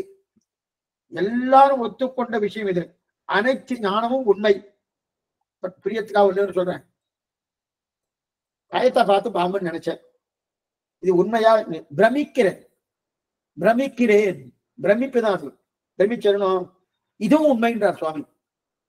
சுவாமி கயத்தை பார்த்து பாம்புன்னு சொல்ற உண்மையை சொல்ல முடியாதா? அதுவும் உண்மைதான். ஏன்னா அது பொய் ஞானம் இல்லையே. இப்ப பூர்வபட்சி சொல்றான். இதில் பூர்வபட்சி யார் தெரியுமா? அத்வைத்தி. அவர் என்னன்னா, ஒரு பூர்வபட்சி அத்வைத்தி, இன்னொரு பூர்வபட்சி மீமாம்சகன், இன்னொரு பூர்வபட்சி தார்க்கிகன் நையாயிகன் பேர் நியாயவாதி. 3 பூர்வபட்சி. பூர்வபட்சின்னா யாரு? சித்தாந்தி. அடிக்கடி திருப்பி சொல்லிட்டே இருக்கேன். ஏன்னா இந்த பூர்வபட்சி சித்தாந்தி அடிக்கடி எனக்கு சொல்ல போறேன். இனிமே வரப்படுறதெல்லாம் அப்ப ஒவ்வொருத்தரும் சொல்லிட்டு தான் அது நாளி ஆயிடும். அதுக்குதான் இப்ப சொல்லுங்க. பூர்வபட்சின்னா சித்தாந்தினா சாஸ்திர வாக்கியத்தை அப்படியே எடுத்துக்கொண்டு அதன் பிரகாரம் இருப்பார் சித்தாந்தி. அது நம்ம சுவாமி ராமானுஜர் விசிஷ்டாத்வை சித்தாந்தம். அப்ப அந்த சாஸ்திரத்துக்கு எதிர்மறையோ, அந்த சாஸ்திரத்தில் சொல்லப்பட்ட கருத்துக்களை வேறுமாறாக கருத்துக்கள் சொல்லப்படுவதெல்லாம் பூர்வபக்ஷின்னு பேர். அந்த பூர்வபக்ஷி அத்வைத்தி ஒண்ணு, மீமாம்சகன்னு பேர். மீமாம்சகன்னா அத்வைத்தனா தெரியுது சங்கரமதம். மீமாம்சகன்னா யாருன்னா, பிரியத்துக்கா சொல்றேன், சாஸ்திரத்தை ஒத்துக்கிறான், பகவானை ஒத்துக்கல. சுவாமி அந்த மாதிரி இருக்கா? இதெல்லாம் பின்னாடி வரப்போறது. நம்ம திருவாய்மொழியில ஆகமத்தம் மதங்கள் 17ன்னு வரப்போறது. நம்பினு எடுக்க போற அதுல வரப்போறது. ஏன் இதுலயே பின்னாடி கொஞ்சம் காமிக்கிறார் சுவாமி. யதீந்திரமதி தீபிகையில காமிக்கிறார். கொஞ்சம் விவரமாவே சொல்றேன். அதனால கொஞ்சம் நாடியாகும், பரவாயில்ல. இருந்தாலும் இந்த பூர்வபட்சி என்ன தெரிவிக்கிறார்னா, 3 பூர்வபட்சி, இன்னொருத்தன் தார்க்கிகன் நையாயிகன். இந்த 3 பேரும் பூர்வபட்சி. இவர்கள் என்ன பண்ணா, அறிவை பிரிக்கிறார். என்ன பிரிக்கிறா? எப்படி பிரிக்கிறா? அறிவும் உண்மை, அறிவால் அறியப்படும் பொருள்கள் அத்தனை உண்மை. ஆனால் அறிவை பற்றி ஆட்சேபம் எது? அது பெருக்கப்படுகிறது. அறிவும் உண்மை, அறிவால் அறியப்படும் பொருட்கள் அத்தனை உண்மை. அந்த அறிவை பற்றி ஆட்சேபம் நிறைய வரும். அது பௌத்தன் இருக்கணும். அந்த பௌத்தன் அவனுக்குதான் சனிக விஜயானவாதம்னு பேர். சனிக விஜயானவாதம்னா இந்த இடத்துல ஒரு ஞானம் இருக்கணும். இப்ப நீங்க என்ன பார்த்துட்டு இருக்கேன், நான் உன்னை சொல்லிட்டு இருக்கேன். சொல்லி முடிச்ச உடனே அந்த வார்த்தை 1 நிமிஷம் தான் இருக்கும். அதுக்கப்புறம் அந்த வார்த்தை போயிடும், இன்னொரு வார்த்தை வரும். வந்துட்டு போயிட்டு தானே சுவாமி. அப்படி சொல்லல. அந்த அறிவு ஏதோ ஒண்ணு பார்த்துட்டு இருக்கணும். உங்களை பார்க்கறேன்னு வச்சுக்கோ. உங்களை பார்த்த உடனே நீங்க இப்படி இருக்கேன்னு நான் சொன்னா அந்த அறிவு 1 நிமிஷம் இருக்கும். திருப்பி அந்த அறிவு போயிடும், இன்னொரு அறிவு வரும். இன்னொரு அறிவு 1 நிமிஷம் இருக்கும், அந்த அறிவு போயிடும், இன்னொரு அறிவு வரும். சுவாமி இது என்ன சுவாமி இந்த மாதிரி? இதுதான் கணிக விஜயானவாதம்னு பேரு. இதெல்லாம் மேல பார்க்க போறோம். ரொம்ப ஆச்சரியமா இருக்கும், ரொம்ப ஆச்சரியமா இருக்கும். இப்படி இருக்குமா சுவாமின்னு தோணும். இவெல்லாம் மகா ஞானிகள், நம்ம சாமானியம் நினைக்கப்படாது, மகா ஞானிகள். நீ சொல்றேன் வேற பௌத்தன் பண்ணது இருக்கட்டும், நீ சனிக விஜயானவாதி எடுக்க வேண்டாம். எதுக்கு சொல்ல வந்தேன்னா, இந்த சனிக விஜயானவாதத்தை இங்க இருக்கிறியா, இப்ப இந்த நிலையை ஒரு விஷயம் இருக்குன்னு தெரிவிக்கிறா இல்லையா, அடுத்த அந்த அறிவு இங்க இந்த 3 பேரும் அதை சொல்லல. யாரு? தார்க்கிகன், அத்வைதி, மீமாம்சகன். இந்த பௌத்தன் சொன்ன விஷயத்த சொல்லல. அவனா ஞானமும் உண்மை, அறிவும் உண்மை, அறிவால் அறியப்படும் பிரம்மமும் உண்மை அப்படின்னு சொல்லிக்கிறான் இல்லையா. இத 6 விஷயம் பார்க்கிறார். இந்த அறியப்படும் இந்த வஸ்துவை 6ஆ பார்க்கிறார். என்னன்னா அக்யாதி, கியாதின்னு பேர். கியாதினா உண்மை, உண்மை. அக்யாதி, அந்யதாக்யாதி, ஆத்மக்யாதி, அசத்யாதி, அனிர்வச்சனீய கியாதி, சத்யாதி என்று 6 சொல்றார். இதுல இந்த 6ல சக்கியாதி தான் உண்மைன்னு சொல்ல போறாரு. சக்கியாதி தான் உண்மைன்னு சொல்ல போறாரு. இதுல ஒவ்வொன்றும் பார்த்துருவோம். அக்கியாத்தினா என்ன, அந்யதா கியாத்தினா என்ன, ஆத்மா கியாத்தினா என்ன, அதே போல அனிர்வச்சனீய கியாத்தினா என்ன, அசத்யாத்தினா என்ன, சக்கியாத்தினா என்ன, இது பார்த்துருவோம். ஆனா முதல்ல அக்கியாத்தினா, அக்கியாத்தினா முத்துச்சிப்பியை பார்த்தேன். அதுல பல பாலபரியம் இருக்கணும். முத்துச்சிப்பி எல்லாம் இப்பெல்லாம் அந்த மாதிரி இல்லை. அந்த திஷ்டாந்தம் எடுக்க முடியுமான்னு சந்தேகமா இருக்கு. அந்த காலத்துல முத்துச்சிப்புல வெள்ளியாக இருக்கக்கூடிய ஒரு பளபளப்பு இருக்கு. வெள்ளியாக இருக்கக்கூடிய ஒரு பளபளப்பு இருக்கு. இப்ப இவெல்லாம் எடுத்துட்டா பாருங்க, முத்துச்சிப்பி தான் பிரதானம் எடுக்கிறார். அப்பனா இந்த வேதாந்த வாக்கியங்கள்லாம் எழுதுறவாள்னா அநேகமா கடற்கரைக்கு பக்கத்துல இருந்திருக்கலாம்னு தோன்றது. கடற்கரை, திருப்புல்லாடு கரை அல்லது திருவல்லிக்கேணி கரை, திருக்கண்ணபுரம் கரை, இந்த கரையில இருந்திருக்கலாம்னு தோன்றது. ஏன்னா இவ ஏன் முத்துச்சிப்பி தான் எடுத்திருக்கா? முத்துச்சிப்பி எங்க இருக்கும்? கடற்கரையில தான் கிடைக்கும். இருக்கட்டும். அப்படி வச்சு அந்த முத்துச்சிப்பியை பார்த்து பலபலம் வெளியே தெரியுதுன்னா அந்த பலபலம் தெரியுது. அது உண்மையா பொய்யா? அது பிரமம் தானே. அந்த பிரமமும் உண்மையேன்னு சுவாமி சொல்றார். முத்துச்சிப்பில இருக்கக்கூடிய பலபலப்பு அந்த பலபலப்பை பார்த்து வெள்ளின்னு சொல்றா. அந்த வெள்ளியும் உண்மைன்றார். ஏன் என்று ஆட்சேபிக்கிறான். ஏன்னா முத்துச்சிப்பியை பார்த்து வெள்ளின்னு பிரதிச்சான் இல்லையா? என்ன பாத்துக்கோ, முத்துச்சிப்பியை பார்த்து வெள்ளின்னு பிரதிச்சானோ அந்த முப்புச்சிப்பி பக்கத்துல நத்த ஓடின்னு இருக்கு. நத்த ஓடின்னு இருக்கணும். அதை பார்த்து வெள்ளின்னு சொல்லலையே.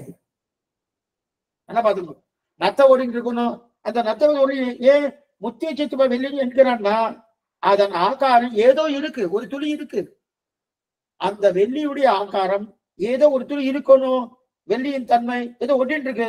அதனால சொல்றாரு ஒட்டி கொண்டிருக்கும் தன்மை உண்மைதானே.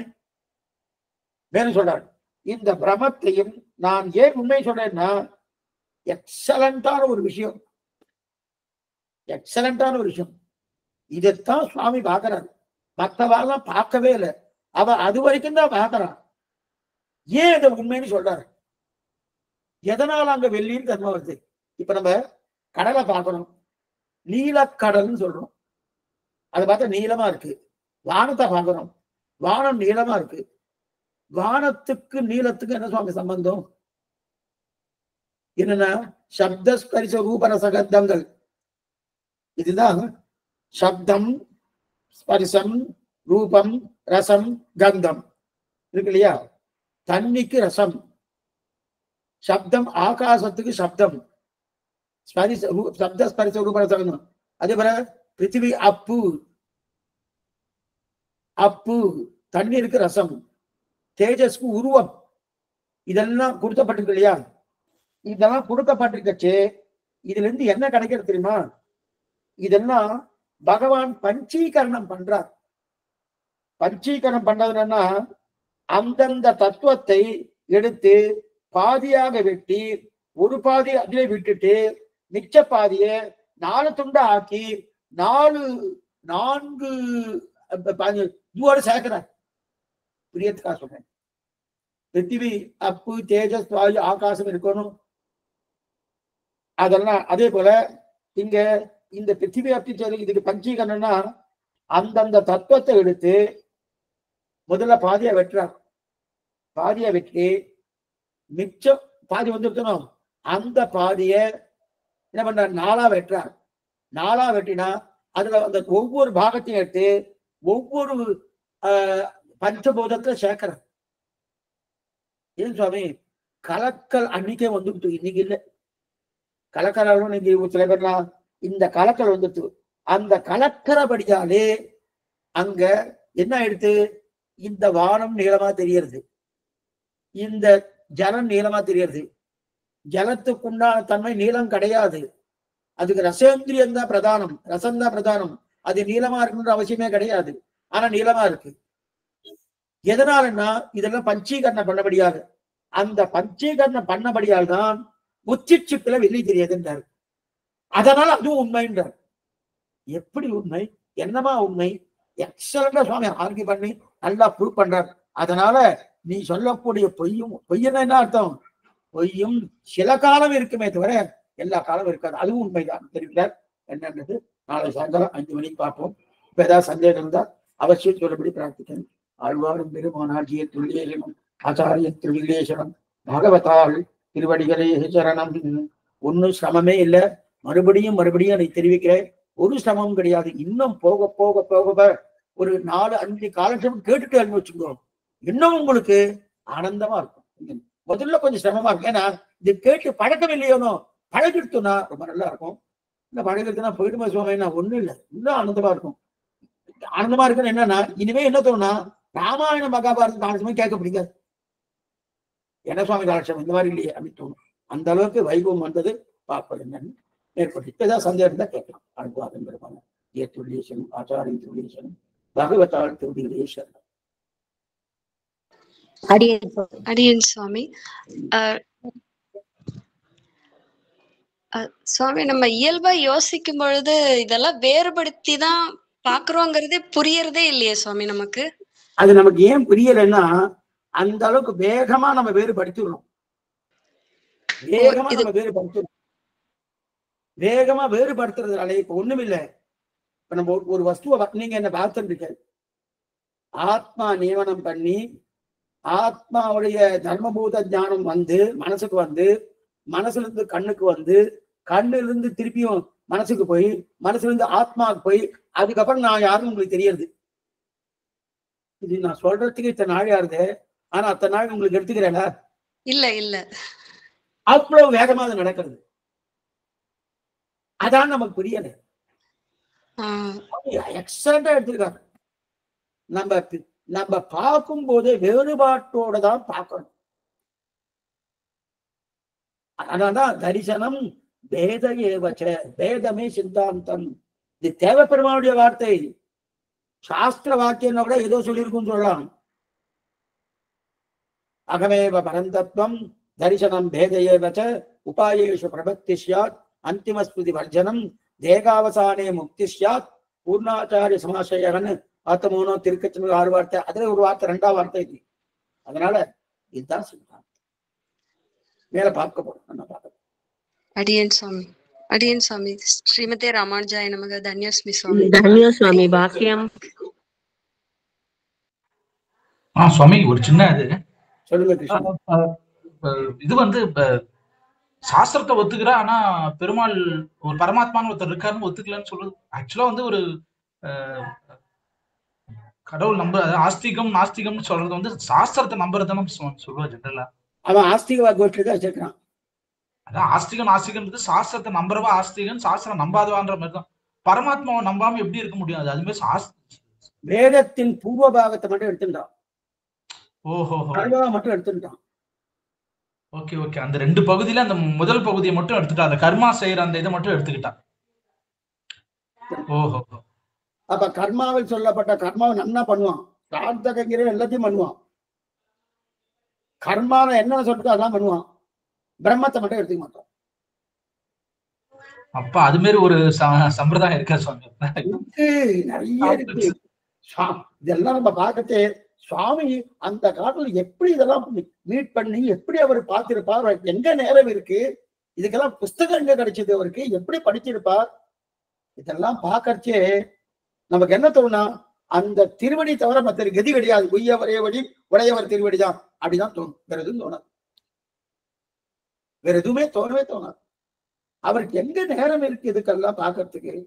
இதையெல்லாம் எத்தனை வம்புகள், ஒவ்வொரு மதத்தவரையும் எத்தனை வம்பு பண்ணிட்டு இருக்காங்க. அந்த வம்பெல்லாம் ஒழுங்கா பார்க்கணுமோ, எத்தனை பயம் இருக்கு. இதெல்லாம் பார்த்தே பண்றாருன்னா இவ்வளவு கஷ்டமா இருக்கும்.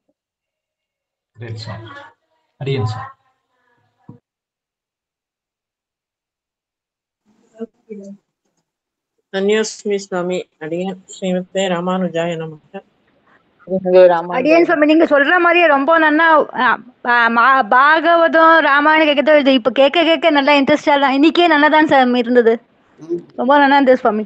புரிஞ்சது சுவாமி. நன்னா நேற்று ரொம்ப பாதிச்சிச்சு சுவாமி. அதுல இருந்து மீண்டே வர முடியல. ரொம்ப நேரம் ஆயிடுச்சு எனக்கு. ரொம்ப நல்லா இருந்தது நேத்து.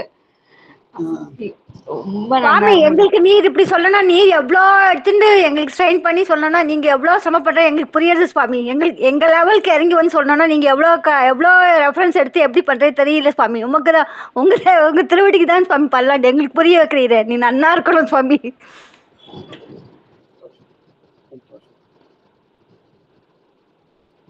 பட் சுவாமி இப்ப ராமாயணம் மகாபாரதம்ன்றது இது வேதத்தோட இதுதானே, அது வேதத்தில் தான் இதோடைய சாரத்தை வந்து அவ ஒரு கதை மூலமாவும் ஒரு இதுவா சொல்றான். அதாவது கதை சொல்லக்கூடாது இல்ல, அதை நிச்சயம் படிக்கணும். ஆனா இதுல ஒரு ருச்சி வந்ததுக்கு அப்புறம் அதுல ருச்சி போகாது. இன்னும் அதோட இது அதிகமாகும். ராமாயணத்து மேலேயும் மகாபாரதத்து மேலேயும் நமக்கு இன்னும் வந்து அதிகமாகும். வேற கண்ணோட்டத்துல பார்ப்போம்.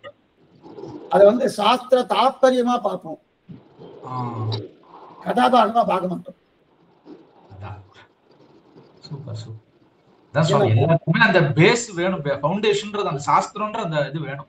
அந்த வேதாந்த ஞானத்தோட பார்த்தோம்னா எல்லாமே. அப்ப பார்த்துட்டோம் வச்சுங்க, நம்முடைய வாழ்க்கையிலேயே நமக்கு நிறைய நேரம் கிடைக்கும். நிறைய டைம் வேஸ்ட் பண்ணிட்டு இருக்கோம். இப்ப நம்ம அப்பெல்லாம் ஒரு காரியத்தை பண்றதுக்கு அப்ப அரை நேரத்தை முடிச்சு, இப்போ 1.5 மணி நேரம் 2 மணி நேரம் ஆகுது. ஏன்னா இந்த தெளிவு கிடைச்சிடுறது. தெளிவு கிடைச்சோடனே இதை பண்ணா இதை பண்ணா இது அப்படின்னு தெரிஞ்சிடுறது. அதுக்கு மேல நமக்கு எதிர்பார்ப்பே இருக்காது.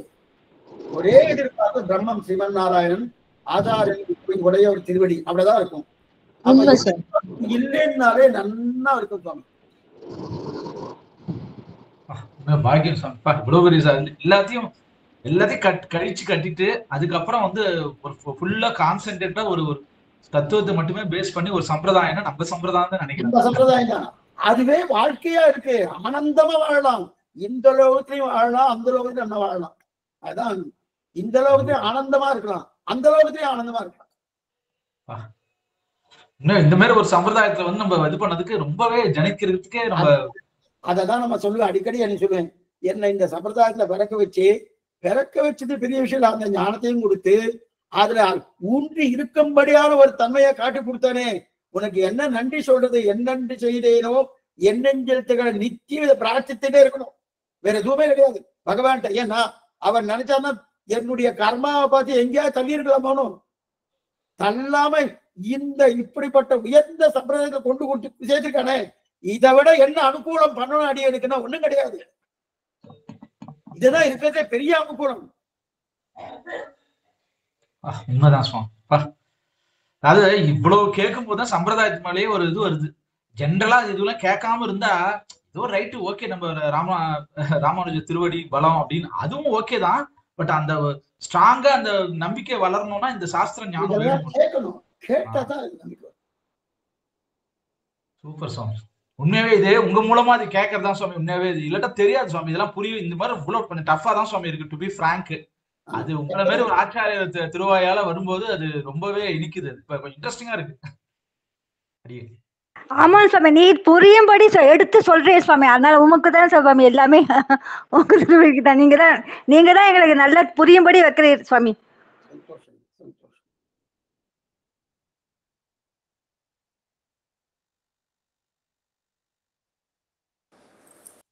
சுவாமி திருவடி சேவிச்சுக்கிறேன் சுவாமி. அடியேன் சுவாமி. ஸ்ரீமதே ராமானுஜாய. தன்யோஸ்மி சுவாமி. ஸ்ரீமதே ராமானுஜாய நமஹ. தன்யன் சுவாமி.